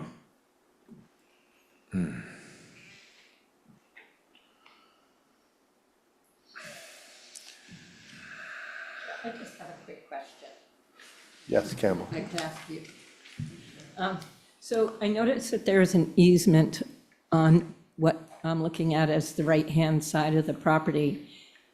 Is there a reason that the drive that's proposed, I mean, it looks like those pork chops or whatever you call out on Old South Road, but why couldn't the driveway to access both be along that easement, not on the easement per se, but along the easement, and then the property line on the left that's to be the driveway just become part of Lot 1? Do you see what I mean? So I'm just sort of wondering that. Yep, that's fine. I can answer that question if you'd like, Mr. Chairman. So the way the property was laid out, what you're not seeing behind all this stuff, and I don't have it with me, unfortunately, tonight, there's already a conceptual development plan for the property as to where a house is going to and whatnot. And this subdivision, the way it's designed and laid out, is what the owner of the property would like to build. Essentially, where they want things, how they want it to work. The easement on the right side that was questioned is strictly utility easement. Okay. Great. Board members? So you'll need to activate one person on this? Stephen? Yeah. Great. I got a couple questions, if I may, Mr. Chair. Through you, Dan, that pork chop portion of the rear lot, what's the dimension of the length, the width of that lateral? It starts out at 20 feet for the frontage, then it narrows to 10. And what we normally do in this scenario, what you're not seeing here is if this gets approved, is that there'll be a 10-foot utility and access easement attached to the side of it. So in effect, it'll be 20 feet wide. Okay, so for my comfort, I mean, Campbell made a point, and it's something that I've always considered important, is not wanting to impose on a vegetative screening on the neighboring lot when these secondary residential lots are created. And how you do that, as much as you just stated, having the easement in place that gives you some width. It doubles your width if this is a 10-foot layout. The easement gives you space for the driveway and a green buffer. I would feel more comfortable having something like that memorialized in the approval as a special permit. And if it's something that needs to be modified, then you can come back and modify it. But I think this is our opportunity. It's a bite at the apple. We need to take it now. Yeah. And along those lines, Dan, I know you said the driveway was maybe going to be more centralized, the existing driveway for the property in the front. I would be more comfortable, especially knowing now that there's a concept plan, that we would, at the very least, have something on, some kind of documentation on that too. I'm not suggesting we necessarily need to be going through, I'm not suggesting to the board we need to be going through and memorializing your curb cut locations. It can happen later. But I think it's beneficial, since there will be 2 driveways, to give that some parameters. Thank you. Yeah, would be helpful for sure. Board members?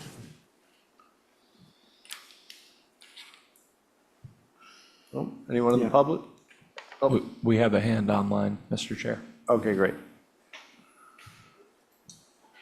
And Tobias, you are unmuted. Welcome, Tobias. Thank you, members of the board.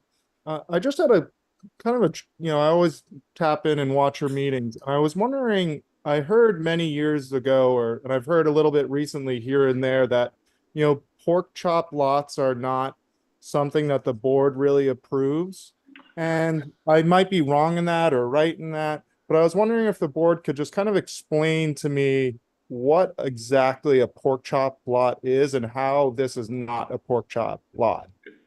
Because I could speak for many scenarios where I think Stephen's comments are, very well said. These easements down the side create a lot of scenarios where things are cleared all the way up to the edges and create, challenging circumstances with neighbors. So just a quick comment. Thanks so much. Thank you. And Meg, can you explain the pork chop? Or we can let Nat do it. I'll do it. Nat can do it. Oh, there you go. Sorry, I can be here for Tobias. technical assistance. So Tobias, can you hear me? So what, did you watch our Egan Lane conversation earlier? I did. All right. That is an A&R subdivision without a road with frontage. The frontage is Old South, not Egan Lane. All those little strips that show the pork chop, I guess that would be the bone of the pork chop, go out into the road because that's their frontage, and they're all 40 feet wide because RC2 has 40 feet of frontage. That was the case out in Madequecham. That's the case in Pinecrest. Barry, where's the other crazy one?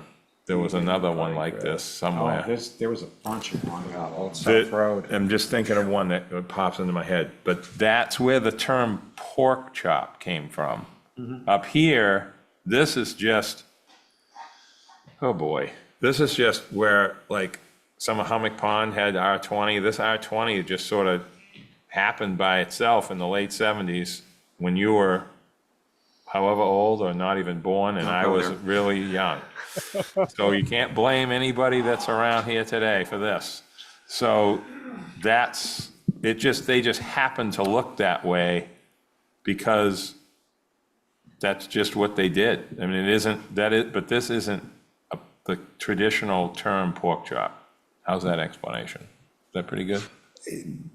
Donald Visco here to tell us how they approve this stuff. Can we hear from staff? So the purpose of the rear lot subdivision is to allow the division of land without creating unnecessary untaxed roadway lots. So that's the true purpose. It otherwise does meet regularity and would conform to the zoning bylaw. So it's entirely different than the situations on Pinecrest and Egan Lane that if brought forward today, they would not meet what's called regularity factor, which it's a complicated math equation, but it basically has to do with how your lot is shaped. So that's the clear distinction from the technical standpoint. And I hope that helped to answer that question. Mr. Chair, Yes, sir. may I make a simple, brief comment on that? Directly to Tobias. Tobias, this looks like a pork chop, but it's not.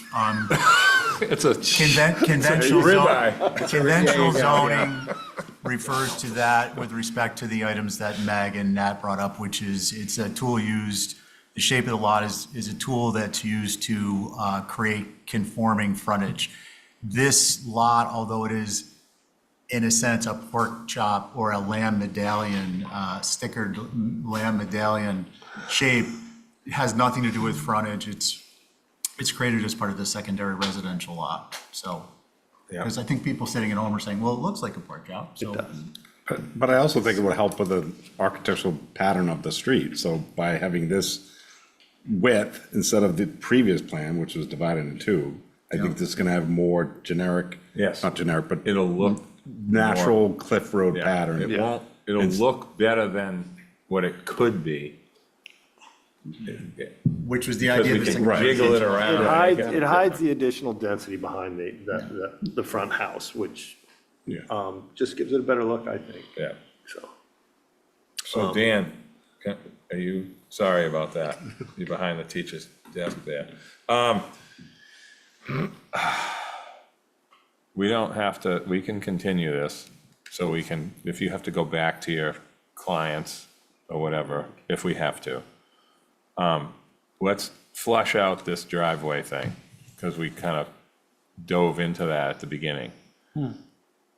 I can see your point of not wanting to have some sort of common entrance and using up land here to make that, but at the same time, have you sketched that out and how that could work at all during this process? This has been going on a while, obviously. Well, in terms of what the plan is for the property, what it sounds like, what I'm hearing is people are concerned about two driveways. So generally speaking, that seems the direction. So Because there's gonna be more curb cuts in Placement this of the area. driveways, I If you think. look at the Placements of lots, them, if you look at the lots before this, there's gonna be something happening in those. And then this land after, it's not conservation land. Right, so So what there's gonna the be board has done on the past and some other ones, just closer to town from this is 156 and 158 Cliff Road. Right. Yeah. We were before you probably a year ago for that one. And that was I believe, if I recall, potentially 4 lots, and 3 lots were approved. And there were no shared driveways on that one. There's a shared driveway scenario with a 4th lot further in the back, but the new lots are all individual separate lots. What we'd look at here is we would definitely prefer to have 2 driveways, but if it's a proximity issue, wanting to space them out, looking at the width of the front lot and where the rear lot access point would be, if we wanted to say something along the lines of keeping a 50-foot separation, that's certainly something that we could accommodate. And if we can't, for any reason, we'd have to come back to you and show why. I think from our standpoint, that's the easy thing to do. It's not something the board has typically done in these situations, but if that's the direction you want to go in, I think that's something we can work with, and we can always come back if need be, if there's an issue on our side. I think the point, Dan, is the real lot subdivision special permit process is different for each place.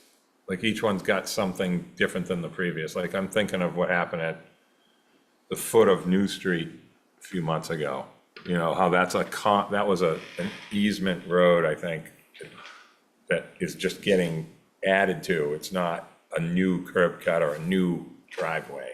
You know what I mean? And that land in the back there at Bohm's is gonna be the same access as it already had, you know? In this case, the existing driveway is way on the other side of the property, so I can see why that would be a problem. I'd like to see them as far apart as possible, but also think about what's gonna happen in the other lots.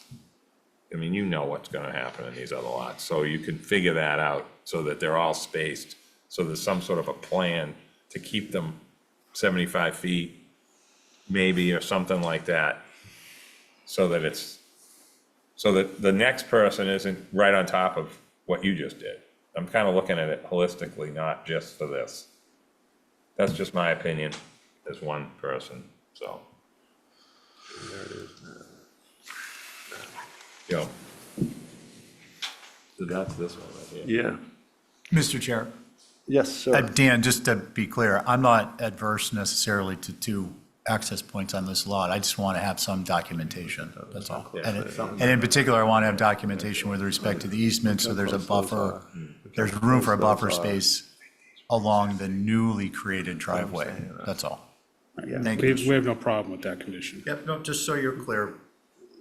Yeah, I think that your suggestion is probably the best, is if we can add it into our decision to keep them 50 feet apart, and then if you can't do that, then you have to come back and see us.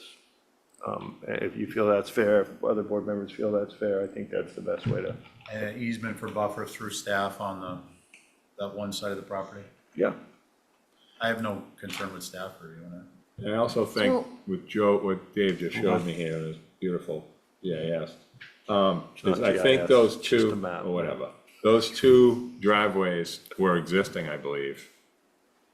At 150, or whatever the other one is, the one before it.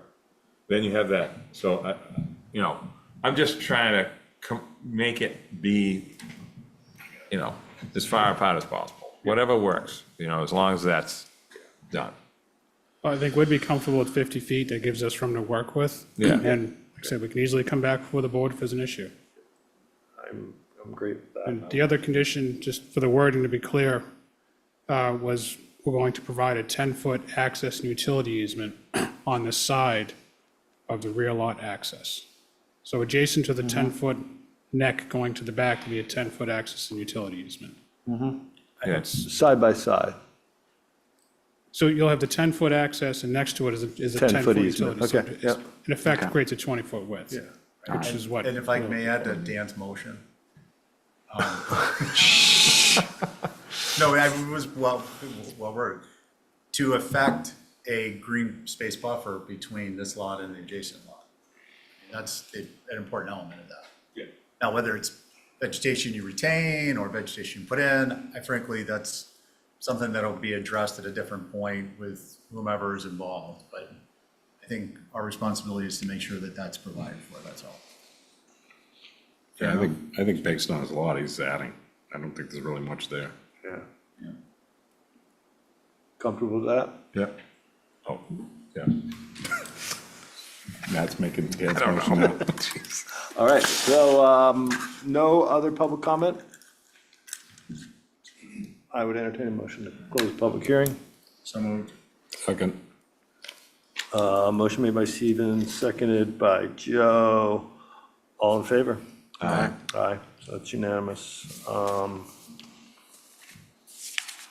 Do we have to do anything else on this? We good? Yep, so you have to approve the decision And then, as amended, and then you also have an A and R. correct. And then we have the, okay, great. All right, so I'll make a motion to approve as amended and subject to staff's recommended findings and conditions. Second. motion made by Steven, seconded by Joe. All in favor? Aye. Aye. Can make that condition 5, Meg, with the spacing? So we have new conditions 5 and 6. 5 and 6. Okay, 5 and Yep. 6, okay. Yep. Perfect, that's right. Got it. The Curb one with the cuts too. screening or whatever, yep. Okay.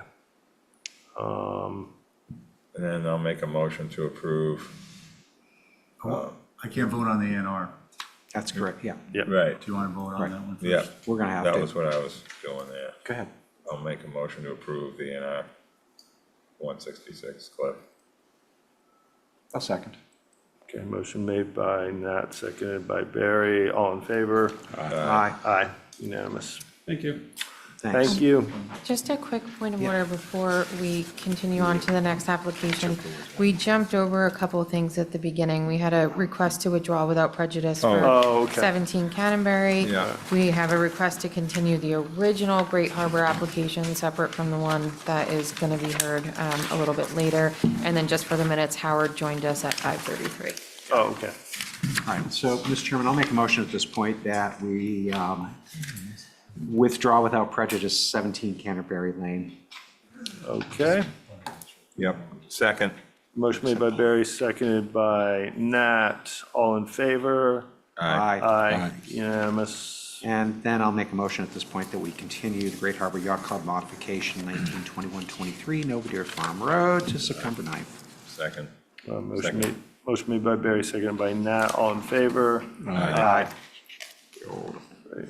Amy got us all befuddled. Yeah, but that was a good conversation. It was. It was. Okay, so we're on to Nantucket Safe Harbor for Animals, 1 Evergreen Way. Okay. Thank you. Good afternoon for the applicant, Attorney John Thank you. Brescher, representing Nantucket Safe Harbor for Animals. for the property at 1 Evergreen Way. So what we have before you is a major commercial development for Nisha. And there are 3 separate structures on this one. We've got one that's a community and educational building that's a little under 2,000 square feet. It's got classes for children and adults, some dog training classes, pet therapy classes, small events, grooming services, meeting spaces. Then there will be another larger building that'll be about a little under 6,000 square feet, which will be an animal hospital, which will consist of some medical clinic services, adoption services, counseling, quarantine space for sick animals, space for stray animals, pet food pantry, community assistance programs, and some staff office space as well. Then lastly, there's a third structure, which is a barn, which is a little over 1,000 square feet.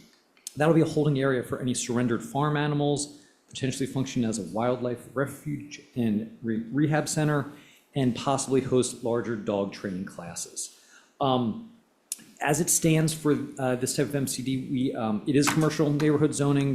This sort of shouldn't be too much of a surprise since this was just recently zoned at May of 2024 town meeting. There is, Nisha has put on a declaration of restrictions limiting the commercial uses available.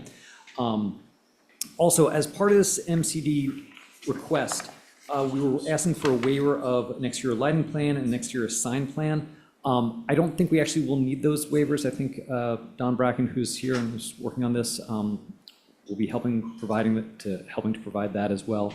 And the other one is sort of, I guess we should just talk about the inclusionary housing. I believe last month you endorsed an A&R for those 3 lots that would be to the south. Those are currently going through land court, and the intention is to have staff housing on those. Those will come to you at a later date because it's going to be a question of how to describe those housings, that housing, because because it is CN zoning, I don't think we can refer to them as a duplex. So it may be sort of a work of art to discuss what they will be. But the intention is, like the Boys and Girls Club, like Nantucket Ice, to have separate lots with employee housing. We have, so Don Bracken is here, and Madequecham is here as well. I believe Ed Pesci has gone back to you and staff with any comments and concerns, and they all seem reasonable. So if you have any other questions, please, we're here to answer them. Meg, when we deal with the houses, that'll just be, that will just be amendment to the MCD? So they're on separate lots, but they are contiguous parcels in common controller ownership. So yeah, it could be dealt with as an amendment and should be. Deal with that. Is that? My assumption is that it was going to be a separate special permit, but if it is to be sort of included as an MCD and we address, as an amendment to the MCD and we address it later, so be it. I think regardless of the path we take, that we'll get to the same general concept and same general result. So whatever, you all and staff decide is best, I'm sure we can accommodate. Okay. Great. Barry. Yep, so through you, John, did you say the exterior lighting plan you are gonna wind up doing? Because I'm hoping you are. Yes, definitely. There's going to be Good. a landscape plan with an exterior lighting. Good. I just think next that meeting. given what you're all going to do out there and what can arise at certain times, plus the fact you've got the FAA right at your doorstep there too, I'm sure they're real curious to know what's going on with that. Just so it's all validated in the process as well. So I'm glad you're doing that. Thank you. That's awesome. If I may, Mr. Chair, we are also in touch with FAA about, I believe, building height too. So we are in constant communication with the powers that be. Perfect. Nicely stated. Good. Any other questions from the board? No, I think that's good about the lighting plan, because I mean, we had the neighbors originally when this was subdivided, so trying to make sure everything's looked at. Yeah, this is great though. Agreed. Members of the public? Mr. Chair. Oh, I didn't see you. Through you to Meg, what is our our involvement in this, I just don't recall sign plan involvement. What's that? To what extent do we get into that? I'm sorry, what are you referring to? One of the waivers they're Right asking here, for. it's Exterior is sign signage. plan? Exterior Waiver. sign plan waiver. Well, let me pull up the MCD bylaw. Sure. It may very well be a typo. Okay. Mr. Chair? Yes. If I may, we'll be providing the signs as well. Yeah, So- no, I I mean, was just like kinda where you're curious what- locating stop yeah. signs, traffic signs, things, street, not- like Oh, street signs. building. Got it. Oh, gotcha. Okay, Yeah. yeah, I It's just like a didn't, I don't recall ever seeing that before. I wasn't Yeah. quite sure what it It's involved. kind of a waiver thing, right? Sort of. I don't have a concern about it. Yeah. No, and you had a recommendation from Ed Pesci that what they should do internally on the property to address that. And then, of course, there's the sign advisory. That's what I was thinking. Well, that's why I was just trying to figure out what the overlap, that's all. No big deal. It's gonna be wonderful. That's funny. My God. I am not hearing anything. Are you? I'm not hearing. That anything means from the they've done public. their homework. That's why there's Yeah. nobody talking. I probably That's say, good. make a motion that we close the public hearing. Yeah. Good Are stuff. we ready already on this? Are we good here? We are. I think, I think if everyone is fine in the neighborhood, all the things, the steps that have been made along the way to Well, we prevent still want to see X, the Y, lighting Z. plan and. But that could be could- staff, that can be up it to, could be- subject to staff yeah. review and then. Could be, if everyone's comfortable with it. I'm comfortable. Okay. Then I'd entertain a motion to close the public So hearing. move, sir. Second. Oh, no, you know what? I can back that off. Will you hold your motion for a moment, please? Yes, I will hold my I'll motion. back up my Campbell's second. getting some exercise tonight. Yeah. Because you had mentioned the housing earlier, so is that supposed to be included so that it can be amended, or do you see what I mean? Like, if you close this right now and you approve this without the inclusion of the housing piece, does that make it so you need a new MCD, or can you amend the MCD It will be to amended. include Yes. the housing? Amended to include the house. Okay, it will be super. amended, and those 3 lot, Campbell, just for your benefit, they are restricted to residential use Yeah. only, just so you know. Yep. No, I just wanted to make sure we're. Okay, Okay. great. Okay, So try so, that again. I'll make a motion that we close the public hearing. Second. great. Motion made by Barry, seconded by Joe. All in favor? Aye. I'll make a motion at this point that we approve the MCD before us at this point with, subject to having staff reviews at this point, what staff has included in the application as well too. And no waivers. We will see the lighting and landscape plan will be Yeah, that- reviewed by staff, Right, correct? that made that abundant. Okay. Which is good. Second. All right, motion made by Barry, seconded by Joe. All in favor? Aye. Aye. Unanimous. Thank you all very much. Thank you, Mr. Did we Bradford. activate someone? I don't know. Oh, that. Steve.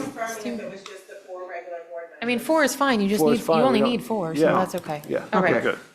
All right. Thank you. Yep. Okay, we are on to the Great Harbor Tennis and Swim Center, Great Harbor Yacht Club, 19 and 23 Nobody Farm Road. This is application 2.0, I believe. It's definitely 4 for an MCD. Okay, yeah, we're so used to. I'm moving Arthur Reed over right now. All right, great. You're good. And also Leo Asadorian is being moved over. Great. Thank you.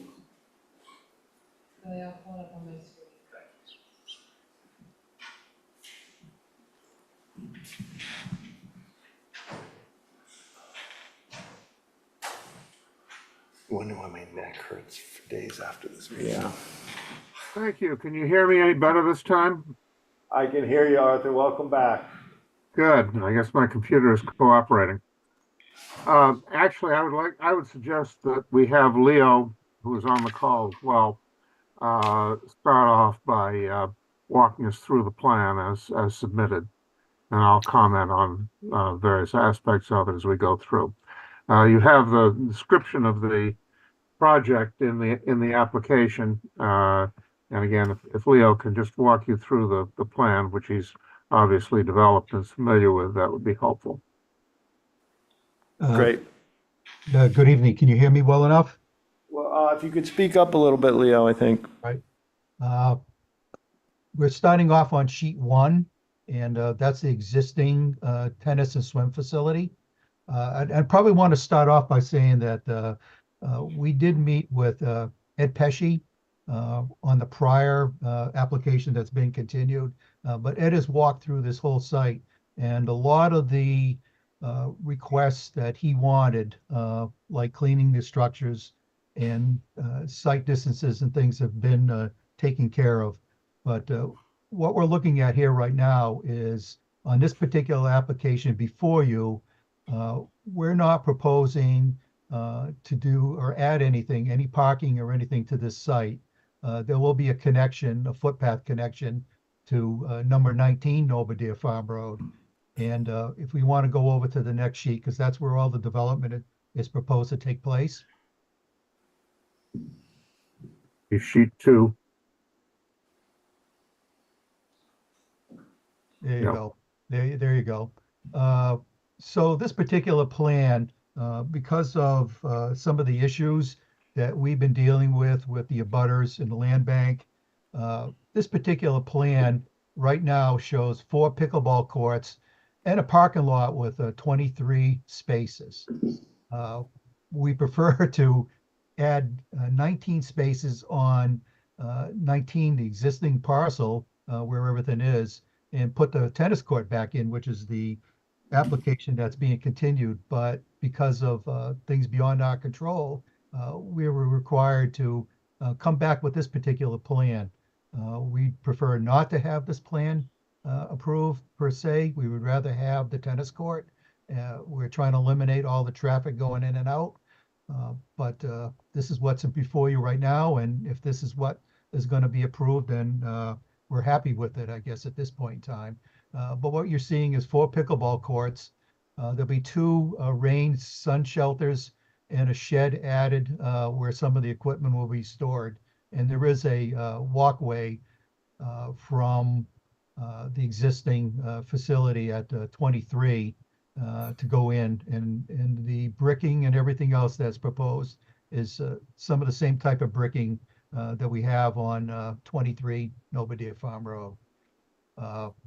There's an existing drainage system out there that was put in when Small Friends was built.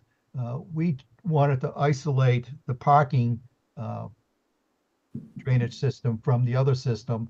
The trench drain will be draining the 4 pickleball courts and going into a rather large drainage system, but Ed has asked us to quantify some of the volumes of water going in and make some modifications to that existing drainage system. And by the way, Great Harbor Yacht Club has cleaned all those catch basins and oil water separators out there. So some of the things that he requested back in June have been taken care of already. And that'll be in our report back to Ed when we answer all his remaining questions. The parking lot is proposed to be paved. Between the parking lot and the pickleball courts will definitely be bricked, and the pickleball courts will be concrete. Color scheme still left up to how the club wants to colorize the pickleball courts themselves. There's no overhead lighting proposed here whatsoever, and most of the work will be in the playing time will be done during the course of a daylight hours. So there's no overhead lighting there is as there is on the tennis courts to the south. That's pretty much it. I don't have anything else to add other than if you have any questions, I'd be happy to answer them, or Attorney Reed would be happy to answer as well.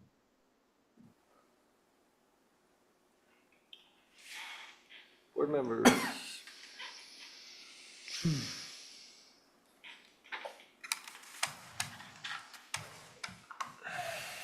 Anything? So, Barry. yeah, can you go back to the first plan that shows the current configuration? Yeah, that one. Perfect.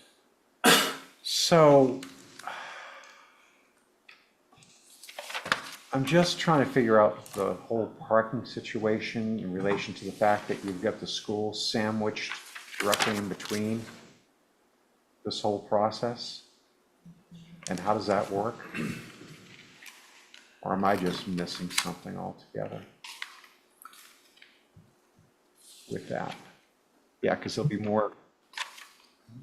I'm right there with you. Yeah, so there'll be parking on both sides of the school, and all of a sudden you're increasing your traffic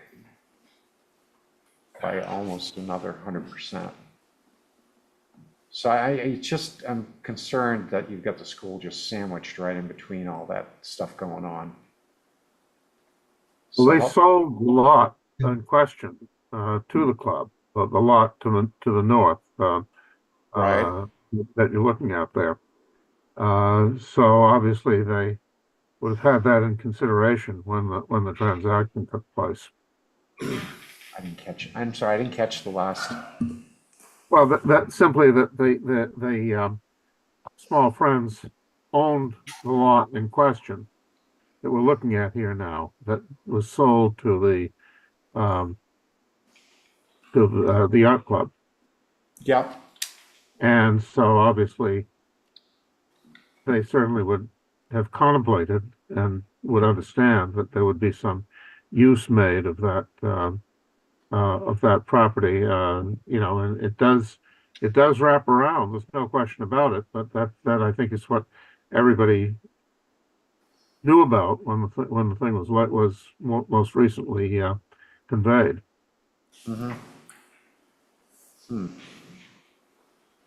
An existing driveway easement that runs across the northeasterly corner of the Small Friends lot that leads up into the corridor that comes to the rear.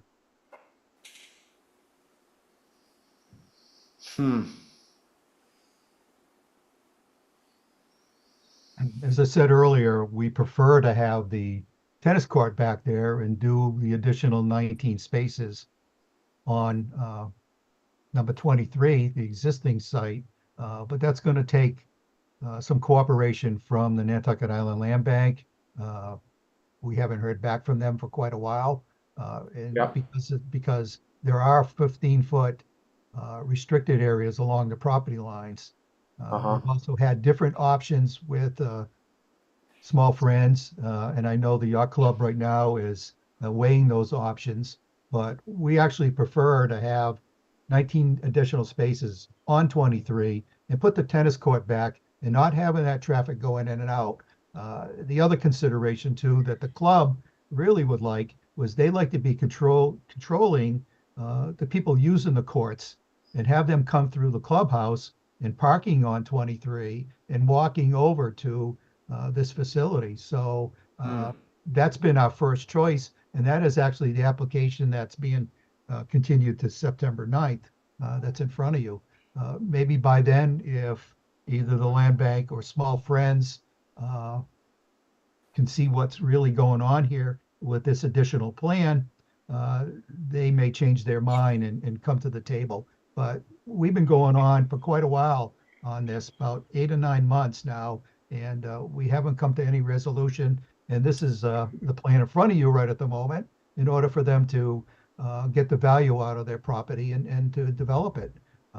We prefer not to have those 23 spaces. We prefer the tennis court. And if we could stack the parking on 23 Belvedere Farm Road, that's the club's preference at this stage.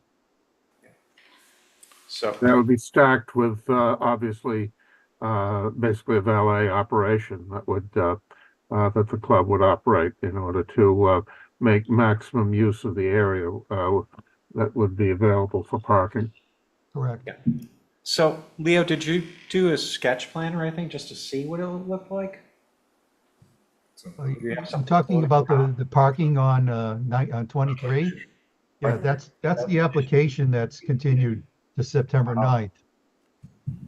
Okay. I'm sorry, Mr. Chair, could you clarify that? I'm not sure I understood. What's continued? There's two applications currently. The original application they put forward, which they're trying to negotiate out with the land bank, is the one we continued. Okay. And then this is their second application, that's why I call it Gotcha. 2.0, which So- is what they want to move forward with if they can't come to an agreement with the land bank. Is that an accurate description? Yes, very accurate. Okay. Gotcha. This is like a. Yeah, Crazy. We had the same concerns, Barry. That's why Yeah, we're hoping they would be able to have a signed deal, but. is there anything we could do to help facilitate that process? I mean, maybe that's just way outside of our scope and jurisdiction, but I think given kind of what's going on with the entire site, I'm just asking, I don't know. I don't have an answer, and I'm certainly more directing that toward the applicant than to, this board. Can I, before you guys go down Maybe that, approval of this application might help us move along that course, actually. Right. What do you say? I'm sorry, that's really muffled. He said that the approval of this application could possibly help motivate the land bank to reengage. It wasn't on, I'm sorry. can I bring up a more fundamental issue? Please. With respect to parking? Can we go back to the site plans, please? And to the last one?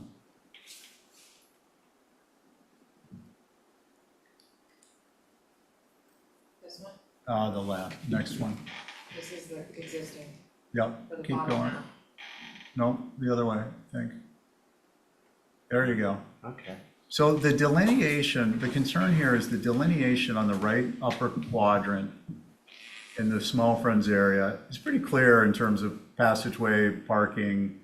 The Small Friends parking lot spaces aren't delineated. No, other end. All right.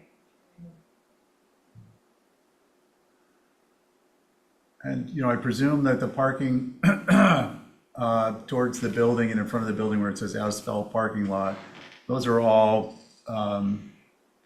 parking spaces like at the Stop and Shop or as proposed for the new space. Can we go to the next, the prior slide?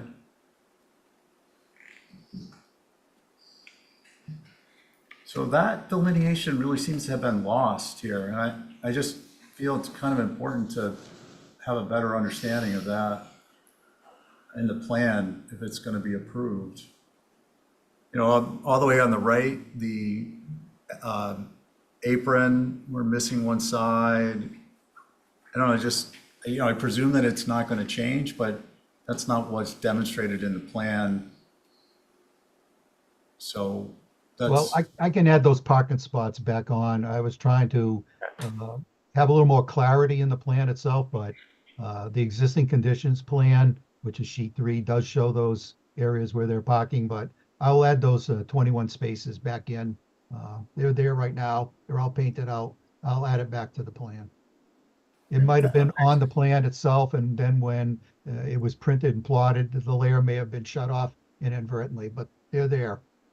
Yeah, it looks like a CAD layer issue. And I mean, to my mind, if it were approved subject to the existing conditions remaining, that is clarity perhaps in enough of itself. But given the number of players involved here, I think it'd be beneficial to have it on the plan. Thank you, Mr. Chair. It's never been our intention to change any of the parking. There is a little bit of a change at the very end, in the northwest corner, because the parking actually goes over onto Lot B, which is the parcel owned by Great Harvey Yacht Club. We just straightened out the parking to have it all at right angles.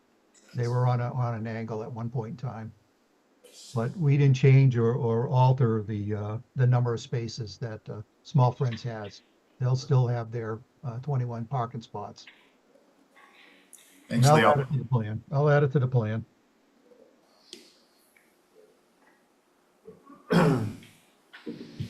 Can I jump over to something else real quick? Yeah. Leo, is there a list of waivers that exists somewhere for this? I don't Are you believe. asking for waivers? No, we weren't asking for any waivers. We That's, felt, yeah. that was my question. If you're not asking for waivers, that's why there's not a list. So thank you. Yep.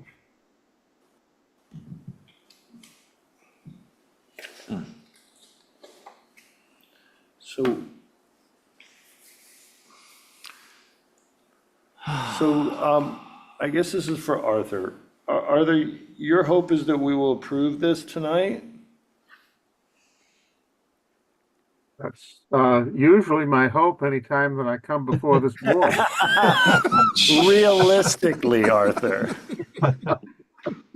No, I understand you may have questions. I mean, there's the question that Stephen raised about the clarification of the parking spaces. No, I'm not necessarily saying we need to walk out with an approval tonight. But you know, obviously we're always happy to present what you need and always hopeful. I just think this is a very odd. Means we can go back to it. It is. Odd application, just because, you know, the two properties are separated by a considerable property in the middle. There's a lot going on. So I don't know how the rest of the board feels, but I feel like they still need a little bit to wrap their heads around this. Yeah. Barry. Just one thing I'm going to say is, I was just asking Megan, this is a modification to an MCD, and there's things I like about MCDs where if it doesn't seem to be working out well, we can go back to it if we need to. Not that I would want to, but I just want to throw that as a thought here as well. No matter what we do with it, there's always that opportunity to come back at it if this were the only option, if the option is not working well, you know, it's at the risk of the applicant to move forward with that as well too, with an understanding the board could come back at it at a later date. Yeah, I mean, I think like we've done with other MCDs, I think that this would be a smart one to have them come back in a year and talk about whether this has worked or not, and have the other players come too. I mean, are you comfortable with approving this now? Not 100%. I'll be very upfront with you. Not at 100% confidence level here. But I think before we go, do you have another question for me, or? I don't know. Okay, so Megan, did you have something? No, I just had two things throughout the course of discussion that I would overheard you all talking about. I'd recommend adding in as conditions. So one, if you wanted to do the annual check-in 1 year after, tie it to something, either the issuance of a certificate of occupancy, final inspection, whatever that may be, that any modifications to the existing drainage system be installed pursuant to Ed Pesci's recommendations, and that no overhead lighting be installed on the new courts. Yeah. I conceded to most of that, I think. Yeah. Mr. Chair? Yes, sir. Just in terms of 100% confidence, can I get a clarification? The Ed's August 2nd letter, I presume it pertains to this application because it's attached, or is it meant to be relate to the continued? Because unless there's been a response, it seems like there may be some open issues. That might have been for the first application. Meg, do you know? No, I believe this is for the correct. Okay. I'll have to confirm with him. He's referencing the new application, but also MCD sheets from the prior and the current. And there's some comments about explanation and justification for zoning relief and. Yeah, I mean. I think he may be intermingling the two. Yeah, that's all. I just feel. So if that's the case, I would like, I don't know how the rest of the board feels, but I'd like Ed to weigh in on this specific application without the other one clouding what he's thinking about, I think would be helpful. It's not unreasonable. Yeah. And I just think there's too much going on to just say, okay, have Ed relook at it and have staff. I think that this is on us. And so I would like to see Ed take another look at it and give us a report just based on this application. This is based on, I just went back to my emails, I'm Did you? sorry. This is just based on this application. Okay. And attach my updated engineering review for the new application. Right.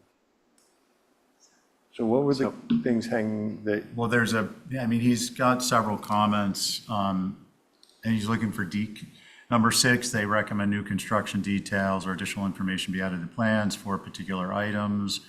A through H, Number 4, comments were previously made and remain valid for this review regarding existing site deficiencies, ... A through C.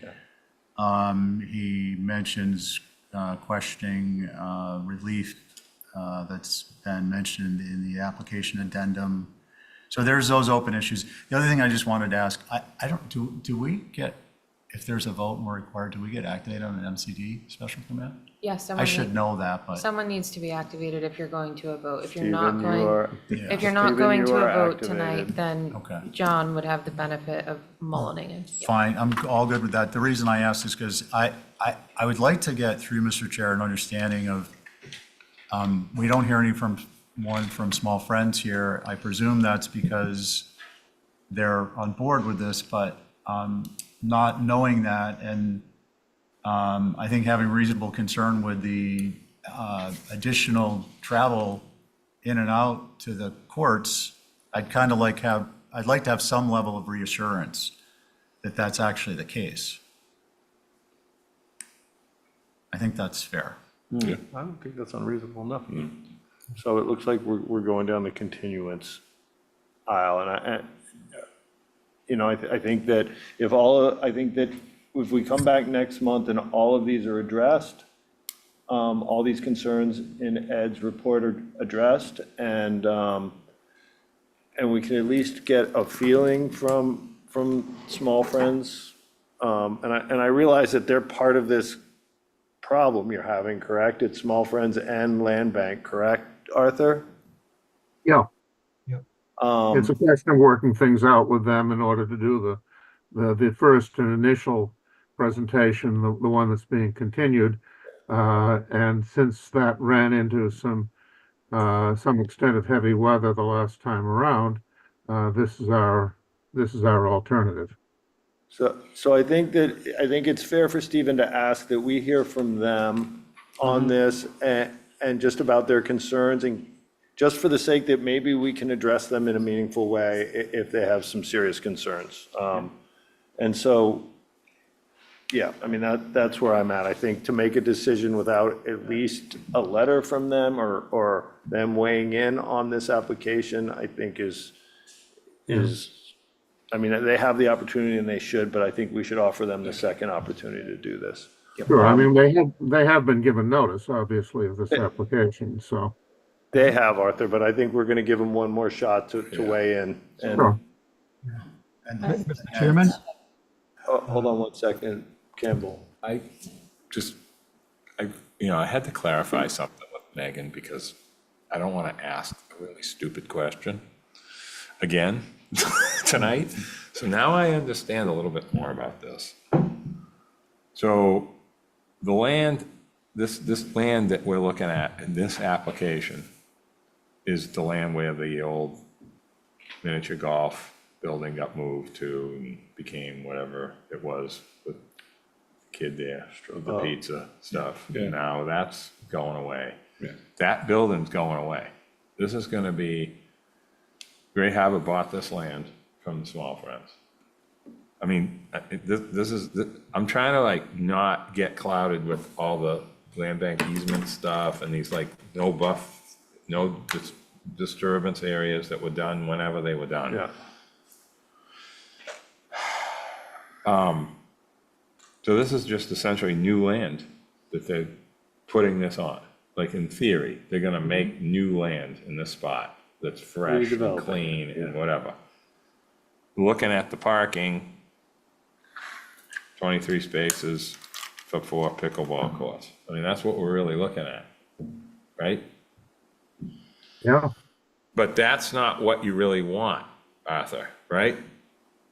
Correct. This Obviously, what we really want is the application. the other one. That's been continued, right? Yeah, I mean, this isn't, I agree with Dave. I mean, I feel really, I don't think we've ever had anything like this. It's like, this is sort of like the proof plan, but it isn't really what we want. You've had some of them over the years, whether you knew it or not. I still think of Don Allen now. How did I not know? Exactly, that's the one I was thinking of. That was the best ever. I'm sorry, Arthur. I mean, if this was what you wanted and that was it, we have a whole different mindset up here, in my opinion. But knowing that you don't really want it, and there's all these other little situations that have to be worked out with different people, I mean, I don't want to say I feel uncomfortable approving it, but I think we need to still have some more review. So. Well, that's I never fair liked enough. the But way the bear in school mind that driveways are, they're right next to each other, but we can't fix that. They should have been one big driveway and they should have went to two schools, but that's not how it worked. And the kids go back and forth between the two In between schools. them, I know, I see what's going on.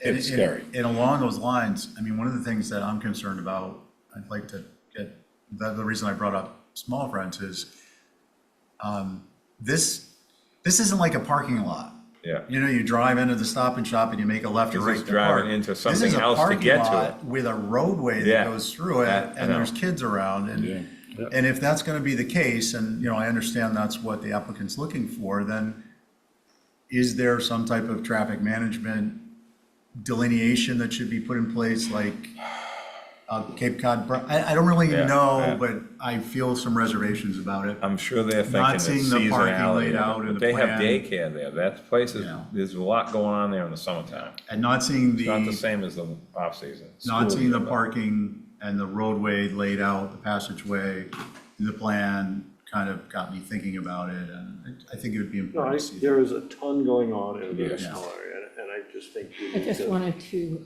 hi Campbell Sutton, I just wanted to piggyback on what Stephen was saying, which is why I came down, because as I was looking at that, as you've all pointed out, it's really difficult to see what's going on, and without the parking spaces for Small Friends, it's really hard to tell. You know, they've got, you've got parking, and then it seems like a roadway, so it would seem like you'd want some kind of traffic management that had, like, you come in this way, you park, and you leave this way, and whether it's a green space or curb, you know, sort of a long oval, it doesn't have to be huge, but something that separates and also helps to control the flow of traffic into Small Friends and out of Small Friends. Because it looks like with 23 parking spaces in the back and 21 here, and people pickleball and people dropping off kids and picking up kids, that traffic could get dicey. It could even look like Hooper Farm Rotary.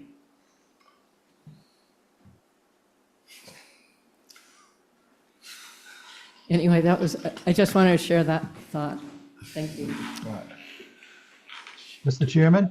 Farm Rotary. Oh. Hooper Farm Rotary is the best thing that ever happened. We need about 6 of them. Welcome, Emily. Thank you, Mr. Chair. Emily Molden for the Nantucket Land and Water Council. Just a couple of follow-up, well, a question and a comment, really. Just going back to something that you had asked previously about waivers and relief. I just had noticed that, I think it's the second page of the addendum that was submitted. It says that the applicant is seeking relief under sections 139, 11, 18, and 19. So just to follow up on that, as far as some more specificity on what relief is being sought. And then just to sort of add on to your discussion regarding the engineer Ed Pesci's comments, if the board is inclined to request additional information, I think it would be great to just know or have a submission from the applicant about how these items are going to be addressed. And I know that one of the things that Ed Pesci had mentioned was an update to stormwater operations and maintenance plan for this site as well, which I don't think has been included unless there was a version in the other application that could just be reworked for this one.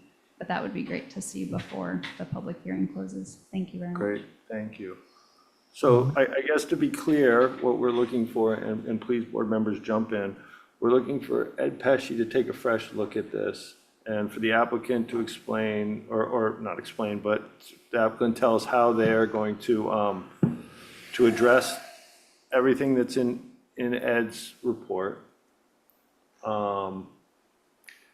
We'd like to hear from Small Friends, and I know that's not up to you, but it would be helpful if you reached out to them and asked them to at least express their support, their concerns going forward. I think that would helpful for us as a board. Barry?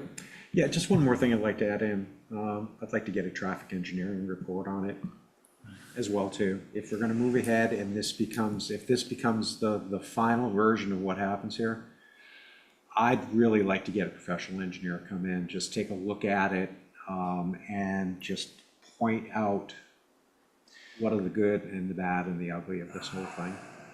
And that way it removes, I think it'll remove a lot of speculation about what we think should be happening, what we think will work, what doesn't work. Let's turf it over to someone who. So are we talking about a consultant, or are we talking about Mike coming out? I'm probably looking more at a consultant because, again, Mike is one thing, and I love using Mike. I think I'd rather turf it out to an independent party. And that way it's pure, I don't know what terms I want to use at this point, but it just, I think, lends a different level to it if we were to do it. My concern is how long is that going to take? How many months are we going to kick this down? Yeah, but on the other side of the coin, this is where I'm going to. On the other side of the coin, you've got small friends sitting right next door. Yeah, you've got a bike path running into the property. You've got Belvedere Farm Road, which is an incredibly busy road. I just think, given all the potential conflicts that could arise out of this, both with vehicles and pedestrians in here, it's worth taking that extra step of due diligence to do it. I know it's going to take time, but how does the board feel about that? I mean, can I just shift this? We'll go back to that. Okay. I want to think of this as like a restaurant or some other type of thing where we'd say hours of service, open, closed. Like, there's got to be some, we're essentially sharing a property that has a different use. And it's at the back of the property, which is not necessarily bad or anything, but small friends parking is separate from where the kids are in the summertime. I'm talking about the summer right now. The school's closed, but they have things going on.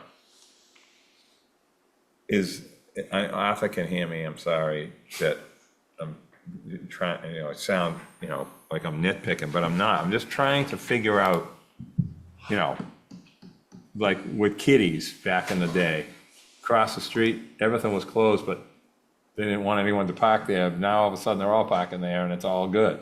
You know what I mean? Is this going to be a timing type situation where the activities offset each other?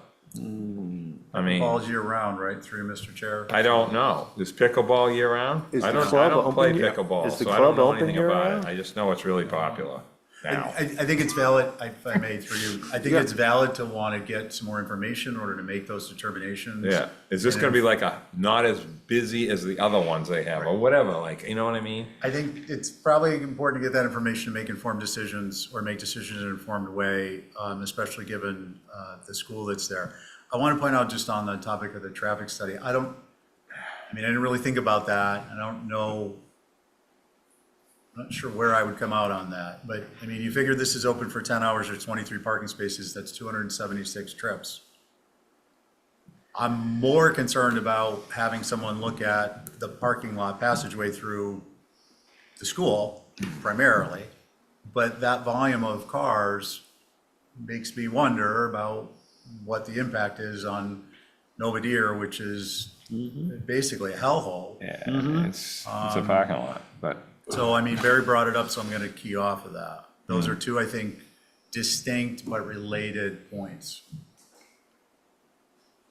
Mr. Chairman. Yes, sir. So just, Arthur or Leo, just refresh me as well too. Is there a restaurant on either of the two sites? No. No? Okay, there's no plan. There's a snack no bar plan in to the serve. existing clubhouse. Pardon? There's a snack bar in the existing clubhouse. And there's no food or alcohol being parsed at that, is there? In the snack bar, there is. There is. In the clubhouse, correct. So there is food and alcohol being served? No alcohol. No alcohol. No alcohol, just food. Okay. Just snack bar type foods. Got it. Okay, no, I think you can understand why I'm asking, but okay, that helps. Thank you. Can I just raise some issues here, some points? Like I said earlier, this has been going on quite a while, and at one point in time, Great Harbor Yacht Club, we consulted with and had VHB come in, and we did traffic counts, traffic studies in this area, and what they recommended was that the parking lots be combined, both New School and Small Friends. Neither entity wanted anything to do with that. Part of the issue was you've got the 3 roads coming through there, plus you have the little takeout across the street. So the traffic is terrible. We did traffic study in June at one point in time. So it's not like we haven't looked at any of this. But again, we really wish we could have the tennis court back and either the land bank or Small Friends take a long, hard look at the options that we gave them and come back to us.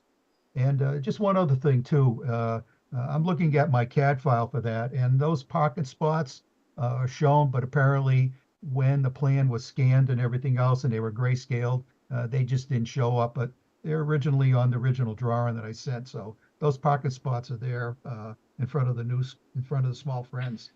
So that's our point here, was we would rather not go in and out through our access way, our right of way and easement to get up to the back there. We would rather have the tennis court there and add the 19 spaces onto the existing facility. And that's been our intention from the day one.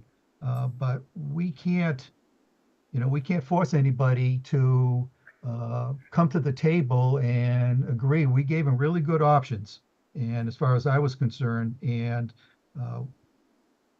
we can only say so much, we can only do so much, and that's why you now have this plan in front of you, because the yacht club wants to exercise their option on their property.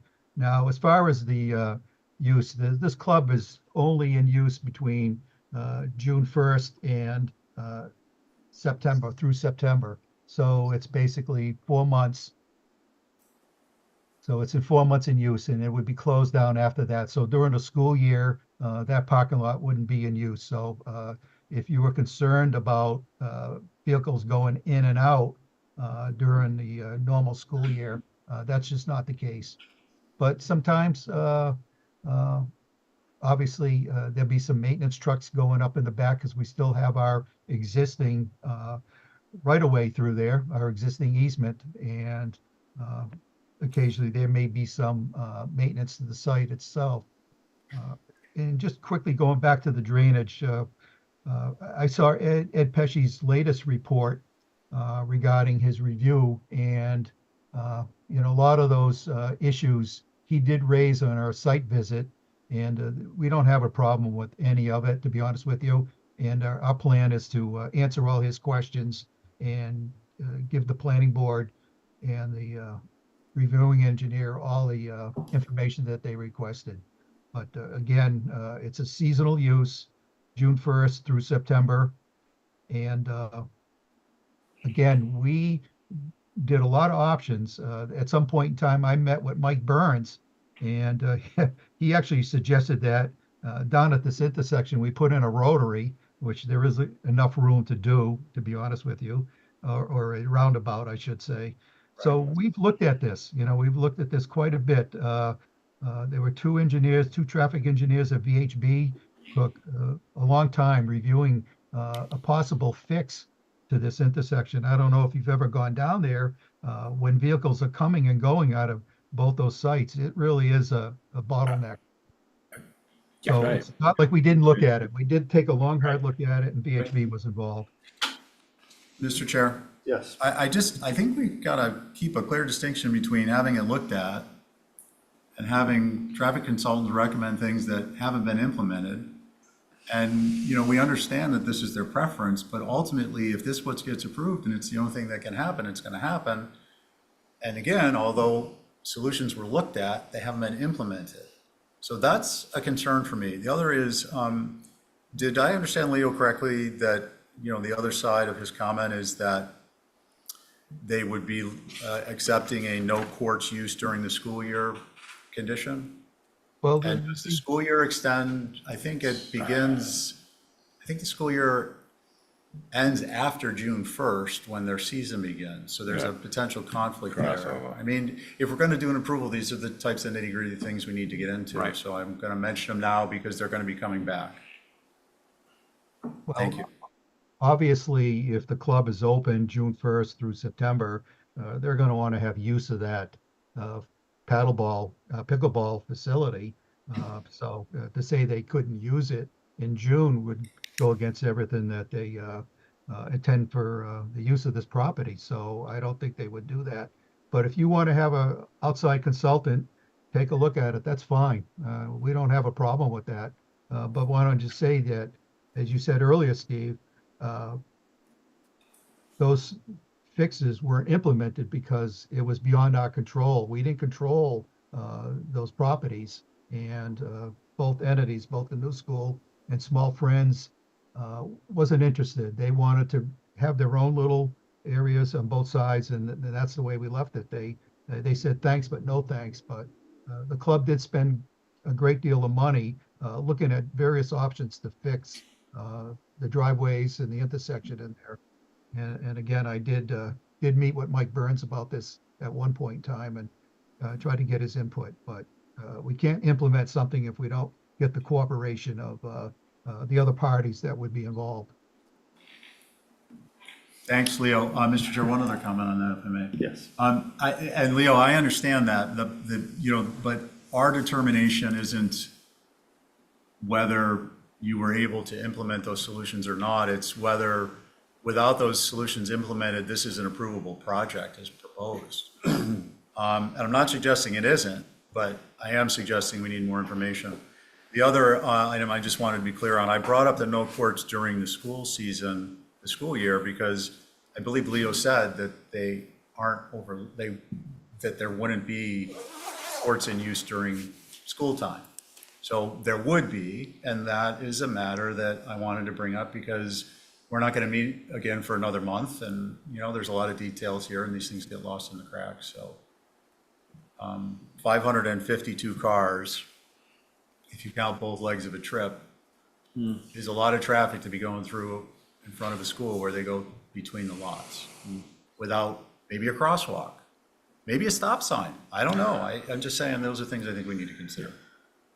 It sounds like the consultants or whoever Leo brought up some of the things that we've discussed here and things that I personally thought of going to both of those places. Yeah. Like the driveways are right next to each other. When somebody's coming down Novadia and they put their directional on, how do you know what school they're going to? Yeah, exactly. You actually have no idea. They're right next to each. It's kind of ridiculous, to be honest. You're better off to not use any directional at all. It's perfect. Because then you just sort of wait. You're not going to pull out thinking they're going to one or the other. Just put your hazards on. And if these two buildings were built at the same time, which they weren't, New School was before Small Friends, there probably would have been a common driveway in the center and with green space in a different location and some sort of T to go to each place. I'm wondering if there's a way that they can work with New School and have a walkover and use the parking over there to some level during the school year. I don't know. I'm just talking. Like, this is like a weird situation where there's like kind of, they bought the land from the school. I find I had to believe that the school would be against them when they bought it, sold it to them. What did they think they were going to do with it? Build a park? They're not going to do that. So they're trying to utilize it for what they need it for.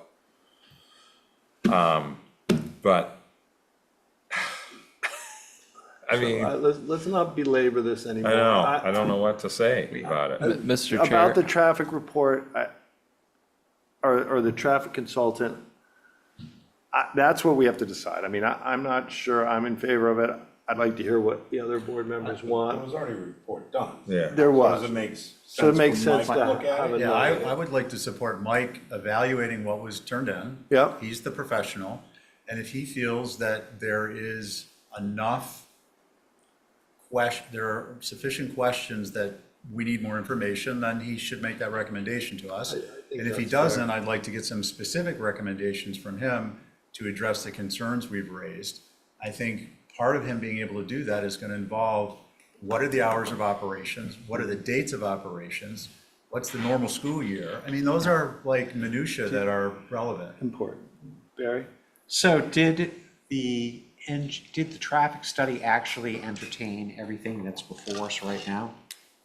Probably didn't entertain this. Okay, part. so here we go again.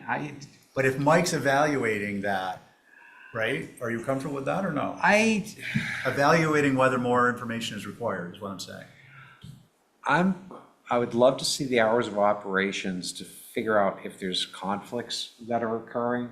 Sure, let's have, all right, let's. On Small Park's website, it says that they're open from 7:45 a.m. to 3:30 p.m. Right, and I don't know if then we'll have to figure out what their everything. school year looks like and then overlay that on top of what Pickleball hours and dates. what they all want to do here and see where the conflicts really lie. All right, you know what? If Mike reads the report, he can give us an honest answer by next meeting. We haven't approved anything. Right. And if a new traffic study is warranted, then we can address it then. Yeah. Yeah, Is that fair? I think the only critical element, Barry, you've said it, and I've said it. We all agree, but just to be clear, is we need to know the mutual hours of operation. Right. We need to know the mutual dates of operation. And when I say the mutual hours of operation with the pickleball, I base my traffic numbers on 10 hours. Maybe it's not 8 to 6, maybe it's less, I don't know. But Michael is going to need that information in order to make an informed assessment of what's already been done. And if anything that's relevant or important is missing. Yeah. Well, I'm not trying to skip over your concerns. I just think that we should be thoughtful about before we jump right into having a consult. All right, well. Who has? Okay, I'm sorry. Howard, I'm sorry, I didn't see your hand up. Oh, thank you. I don't feel comfortable addressing the egress issue to nobody here, but I do want to address the concerns about the design of the parking lots and the fact that there are 2 parking lots. I don't know that we could understand that all of those 23 parking spots would be used coincidentally, since there's only 4 pickleball courts there. And so my question is, besides the use of the pickleball courts for the parking for the pickleball courts, would the parking be used for anything else? Because that really will determine the volume of the cars that really are going through the property to get back to the pickle courts.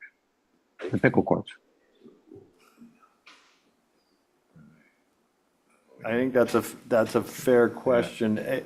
And maybe Leo, is this intended to be overflow parking as well for the rest of the club? 16. I would imagine that since they now have a parking issue at 23, the existing club, that if the pickleball courts aren't filled, there'd be people parking there and walking over. Yep. But again, I just really want to stress that we really would love to do the tennis court and do the 19 spaces on 23. Again, we've given both the land bank and the new school options. It was win-win options for everybody. And we just can't seem to get a response that's acceptable from them. And that's really the problem. I'm trying to be honest with you that we've tried for months and months and months of going back and forth. We've had on-site meetings with small friends. They've been out there. Sometimes questions were raised that were answered months prior. But as far as what VHB did, it was to try to fix both small friends, our site, and the new school. And again, we got no interest on any of those parties whatsoever, except for our end of it. And it wasn't a very expensive proposition to combine those parking lots. I know that the traffic flow through there, the drop off, the connections were all well thought out by VHB. They're a top firm in the state. But again, we can't twist somebody's arm and say, come and do this. Again, and I want to belabor it. We'd love to have the tennis court back, and we'd love to have the 19 spaces on our property, add those additional stacked spaces. and everybody will go away happy. Like I say, it's a win-win for everybody, but it's time that both the small friends and the land bank take a hard look at what we're trying to do here and come back to the table and talk to us. That's what we're trying to do. And that's the purpose of this plan, is to show them this is what you're going to get if you don't come back and talk to us. And I'm just being honest with you. Okay. No, and I appreciate that. And I don't think anyone sitting here thinks that you guys are trying to pull something over on us. No. So I think we've agreed on what we'd like to see next month. Meg, are you comfortable with that list? Can I have one comment? Of course. What about if that parking next to the pickleball was like staff? So it's not the hourly turnover. So maybe it's something they come in, they're there for 8 to 10 hours, they leave. It's not as much traffic. It's people come in at like really 7 good- o'clock. That is a in the morning. great. I mean, I'm just thinking of the kids, like, that's the one thing. Yeah. You mean exclusively staff? Yeah. Yeah. Not 16 Yeah, cars yeah, for yeah. No, and the other work part of it hours. gets them out of there, and then No, any that's a members good of the idea. club, they're closer to They the can just thing. walk over. Yeah. I think that No that's disrespect. an amazing idea. Yeah, these are the Yeah. types of things I'm hoping we get to Right. once we have enough information to make Yep. an informed decision, because no one doesn't want it to work. Yeah, It's that we need it to be proper and Well, it's safe. just, it's concerned where it is, and I think that that's an amazing idea, so, Good. yep, all right, great, so we're Yeah, gonna, gold star for I would that one. entertain a Thanks, motion to Dan. continue this. I'll make a motion, we continue to our next meeting in September. Second. Second. I said it. Motion made by Barry, seconded by Nat. All in favor? Aye. That's unanimous. Thank you, guys. I know that was Thank you. probably like pulling teeth for you, but we'll see you next month. Okay, it's 8:45. Thank you. Dude, Steve 6:40. blew up my 6:30, all right? I can't believe you guys put this one in. All right, GJ Smith, Inc., Bunker Road. Dan Malloy. Evening, Dan Malloy here for GJ Smith, Bunker Road. Mr. Smith is here as well with me tonight. So there's a few things to cover. I'll just jump right into it because I know this is the first and foremost issue on the topic here. Obviously, the board is aware work was done on the property. The work that was done to date did not come before this board or any other board on the island. So I'll make sure everybody's aware of this. I think everybody knows. The owner, or the leaseholder, Mr. Smith, I'll say there's a miscommunication, misunderstanding as to what he thought he could do while he was preparing for this process. Obviously, he was mistaken and went too far. He is here as well and can answer to that in more detail if you'd like to hear that. I understand that puts him in a bad place, puts the application in a bad light, but I hope we can at least talk through that, talk about the details of what he's proposing to do, and see if we can come to a consensus for the project. So it's on Bunker Road. It's another lease parcel from the airport. Back in June, the board heard an application from the airport to abandon a paper street, which then allowed this project from an application to proceed, because it initially could not happen because the paper street was blocking the way. So that has been cleaned up, that is done. I believe we may have just received a street address. I'm not sure what it is yet, but I believe we now have an actual address. So what the applicant is proposing is a few different uses on the property, all within, essentially all covered and allowed by the existing MCD covering the whole Bunker Road property.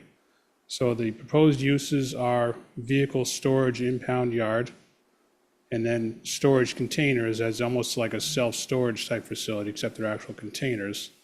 And then a couple of buildings towards the back, which also used for storage. So essentially, all of the uses on the site are storage. There's no housing component, there's really no office space to speak of. It's strictly a storage proposal. And what the proposal has now on one side of the property is just under 7,000 square feet of vehicle impound area.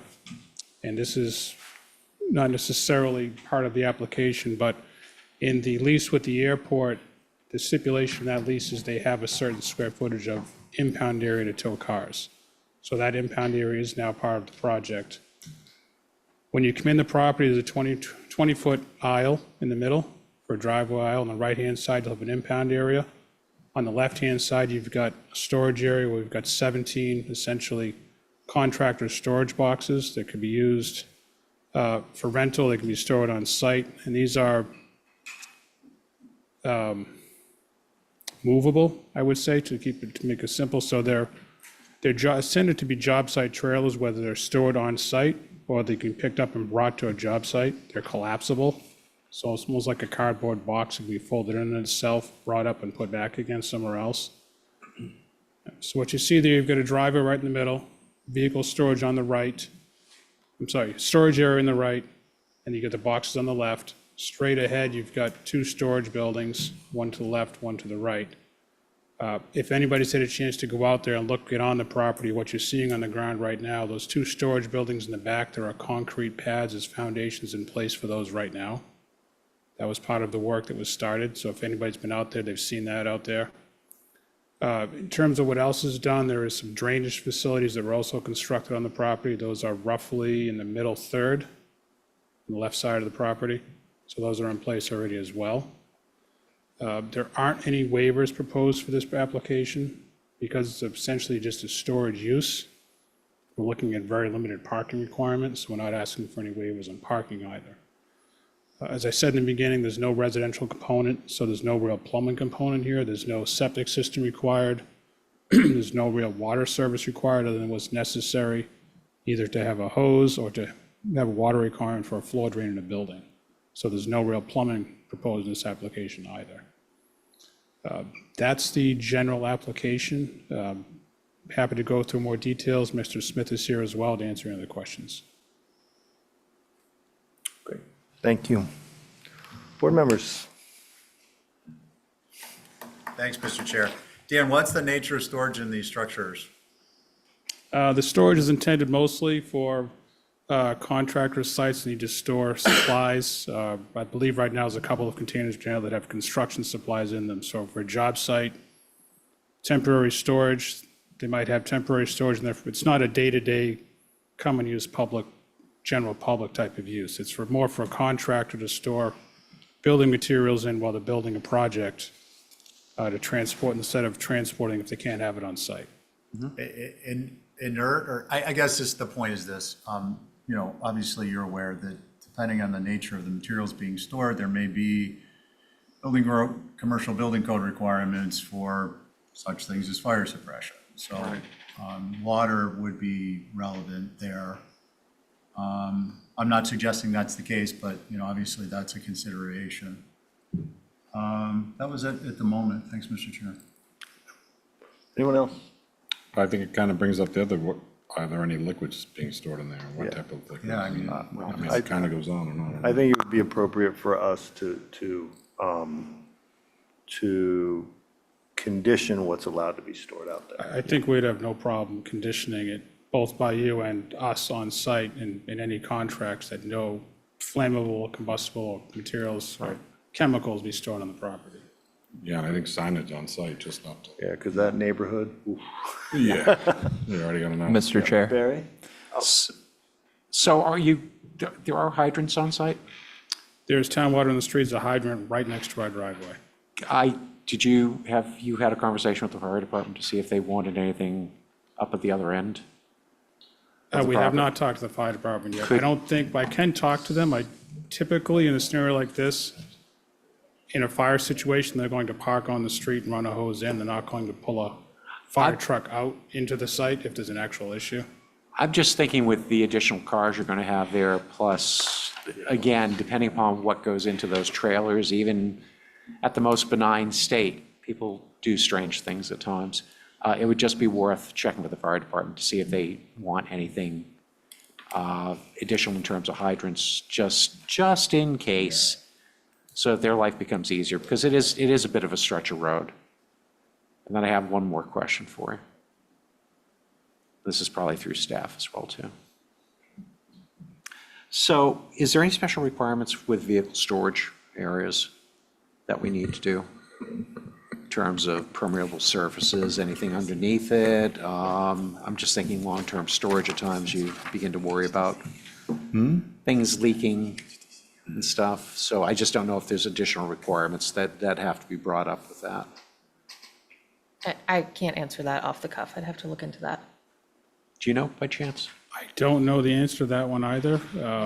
I know we've got a drainage system on site that can accommodate it, but we haven't provided any specific surface treatments, is what you're getting at. Yeah, okay, I think I know where you're going, and we haven't provided, we weren't proposing a solid surface under the storage area, but I think certainly something we can look at. Yeah, and, you know, Ed Pesci may also, since I'm sure he's done a number of these as well too, might be able to provide some guidance as well. I just want to make sure we're covering that base. Thanks. Yeah. Great, thank you, Barry. Abby?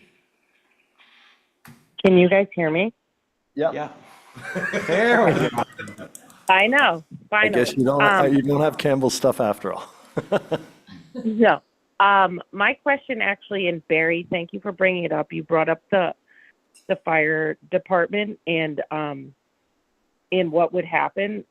My understanding with discussions with the Wanacommet Water Company is that one of the concrete pads is on both the water main and the fire main. So I'd like to know, Dan, what's the plan of, are you going to move the concrete pad, or how are you going to address the water access issue? Because obviously, as Barry pointed out, there's not a hydrant. And then if there's no access to the water, that's probably a big problem. So I just wanted to know what we would do to address that. So there is a water main that crosses the property. It does go under one of the concrete pads. If you're looking at the plan, it's the pad to the right, or the north side of the building, north side of the property. We've already had discussions with Wanacommet Water Company about relocating the water main around the building. So that discussion is in the works right now. In terms of access, the hydrant that exists right now is on Bunker Road at our driveway entrance. So there definitely is access to it. If we talk to the fire department, we can certainly see if they want other facilities or options, if they have any specific concerns on that. Okay, so I guess when you're going to talk with the fire department, if you would also just include that in the discussions, that'd be great, because I think we just need to make sure. Great. I got one more. Okay. Dan, what's the stormwater runoff going to be for the impound area? I mean, basically, it's going to be a parking lot, so. In terms of a volume quantity standpoint, we've taken that into account already, and we've got a treatment system as part of the drainage system to accommodate that.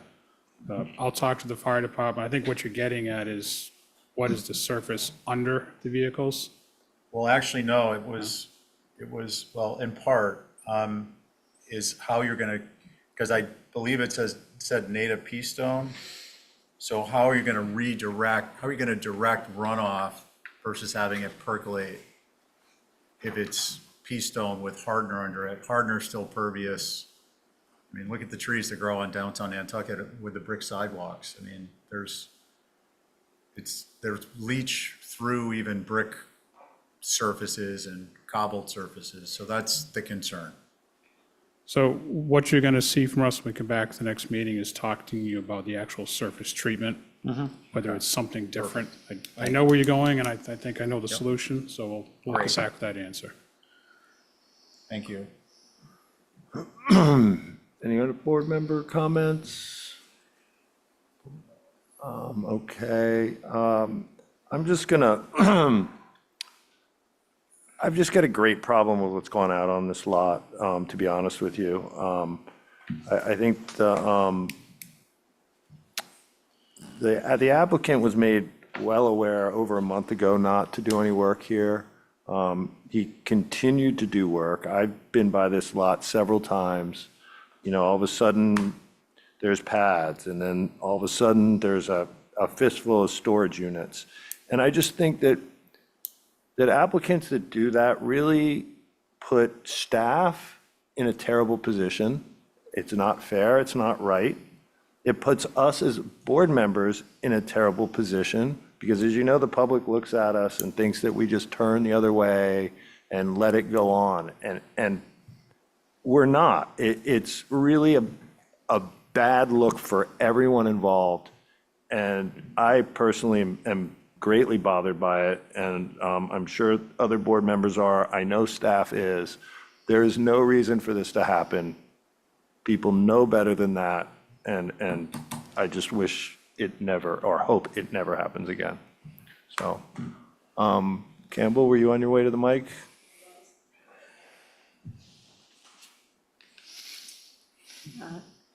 Good evening again. So to the storage container part, I agree with everything you just said, Dave. You almost think, start all over again, don't cover up the water main, et cetera. But that's not for me to say. I can only support what you said. So when we used to look at some of these storage units, when they would line up, I'm thinking John Trudell right now, he would usually say something about having them all painted the same color, right? Have a maintenance plan. One of the things that I had mentioned was that they should always be locked when they're not being used. It says there's a chain link fence through you, Chair. Do we know how tall that fence is? I think, Campbell, it's going Is to it be like 8 feet or something? it's a full size, and it's going to be an impound lot, so I am sure that it is going to be locked and chained Okay, every well, day. just because, kids get in, No, I get into agree. different Yeah. containers. You don't know. You just don't know. I agree. So those were just some of the things, having maybe an annual, biannual maintenance plan on the storage sheds, because they do tend to rust, get holes in them, become areas for rodents and things to live in, et cetera. So I just wanted to mention those things as things that at one time had been part of approving these storage sheds, to try and get them to look more like a long building, all being the same color instead of varying colors. So, No, thank you. And I'm not going to do opponent's job, but I've been out there. They're not going to be stacked. They're one single row. They're all look like they're brand new. I think it's appropriate conditions in appropriate places, and I think where this is located really doesn't justify the paint or the screening as we would in other places. I completely understand what you're saying, but this is in such an industrial area that I don't think that's a concern for us as a board, unless someone's saying I'm wrong Oh, here. and rest assured, it's still going to have to go in front of the HDC. Yep, it still needs So- to go in front of the HTC, so, Rest assured. yep. I'm good. Okay. Thank you, Mr. Chair, and thank you for all of your comments as well. Just one follow-up question, and I apologize if I missed this, but will this application trigger a review from Ed Pesci? It should. Yeah. It has, and he did just get that to us over the weekend, so that will be included in the packet for next month. Awesome, thank you.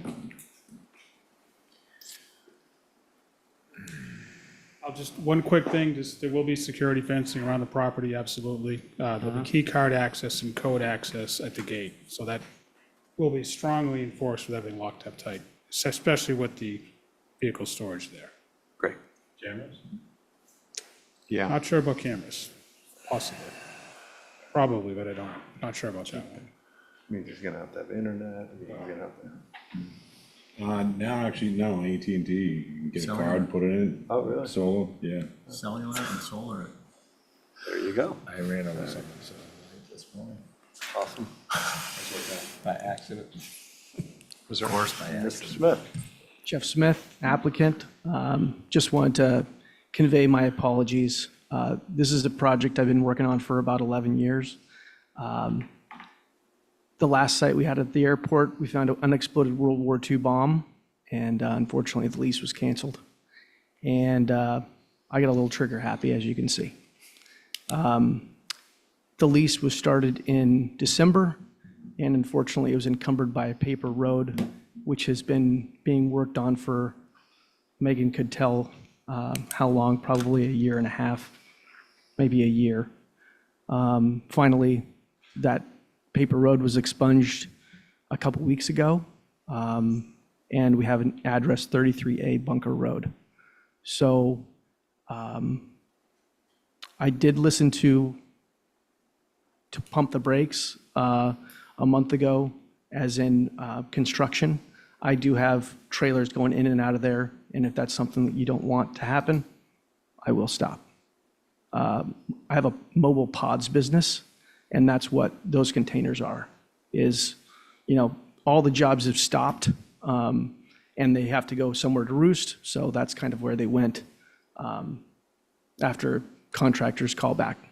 So just want you to know, 5 weeks ago or 6 weeks ago, when I heard the message, I heard it loud and clear, and I want to show you some respect.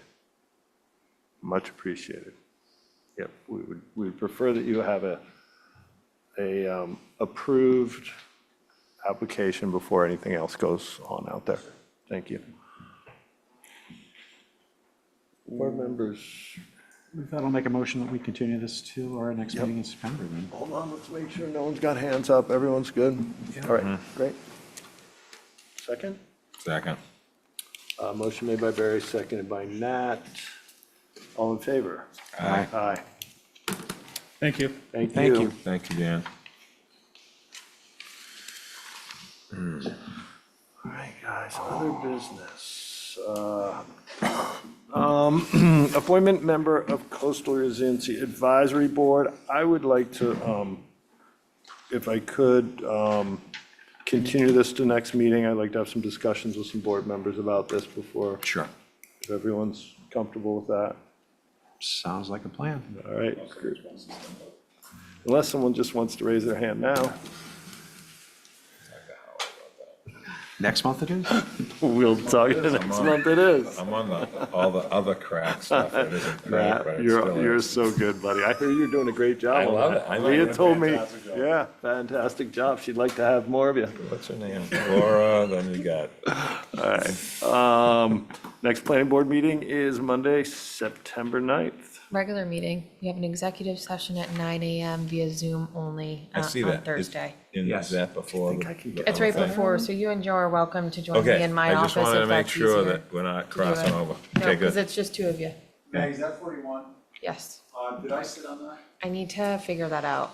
I don't recall. You may Is that have. the one we met with the? Yes, yes, we've already had one meeting on I don't know if it. Brian desire to be Yep. there, I just don't know if he need me there. But he What do did you vote mean? on it. Yep, so if you voted on it, you should be there if you You can, should. Yeah. if you can make it. When is it? Thursday at 9. Thursday at 9 a.m. on Zoom, And when is the height? at 10 o'clock. So boom, boom. Yes. Boom. Thursday, the 15th at 9. My very own personal cup of coffee. You can feel free to bring your own. Join me. I prefer a latte. Maybe offer to bring me a cup. That might be nice. All right. Since, Stephen got me 40 minutes beyond. I was just trying to make you guys know like the HCC. To entertain a motion? Yeah, motion to adjourn unless you want to hang out and talk for a while. So moved. Can I do that? Second. No, you can't. Oh, But that's my motion. Okay, you Yeah. second? Motion made by Steve's Barry. seconding. Oh, No, no, you you're can't. seconding, that's right, can't. sorry. I'll second. Seconded by I'll second. Matt. All in favor? Aye. Aye. Love you all though. I can tell you who doesn't love us. Catherine trying to do minutes from that. She just skips that. Oh,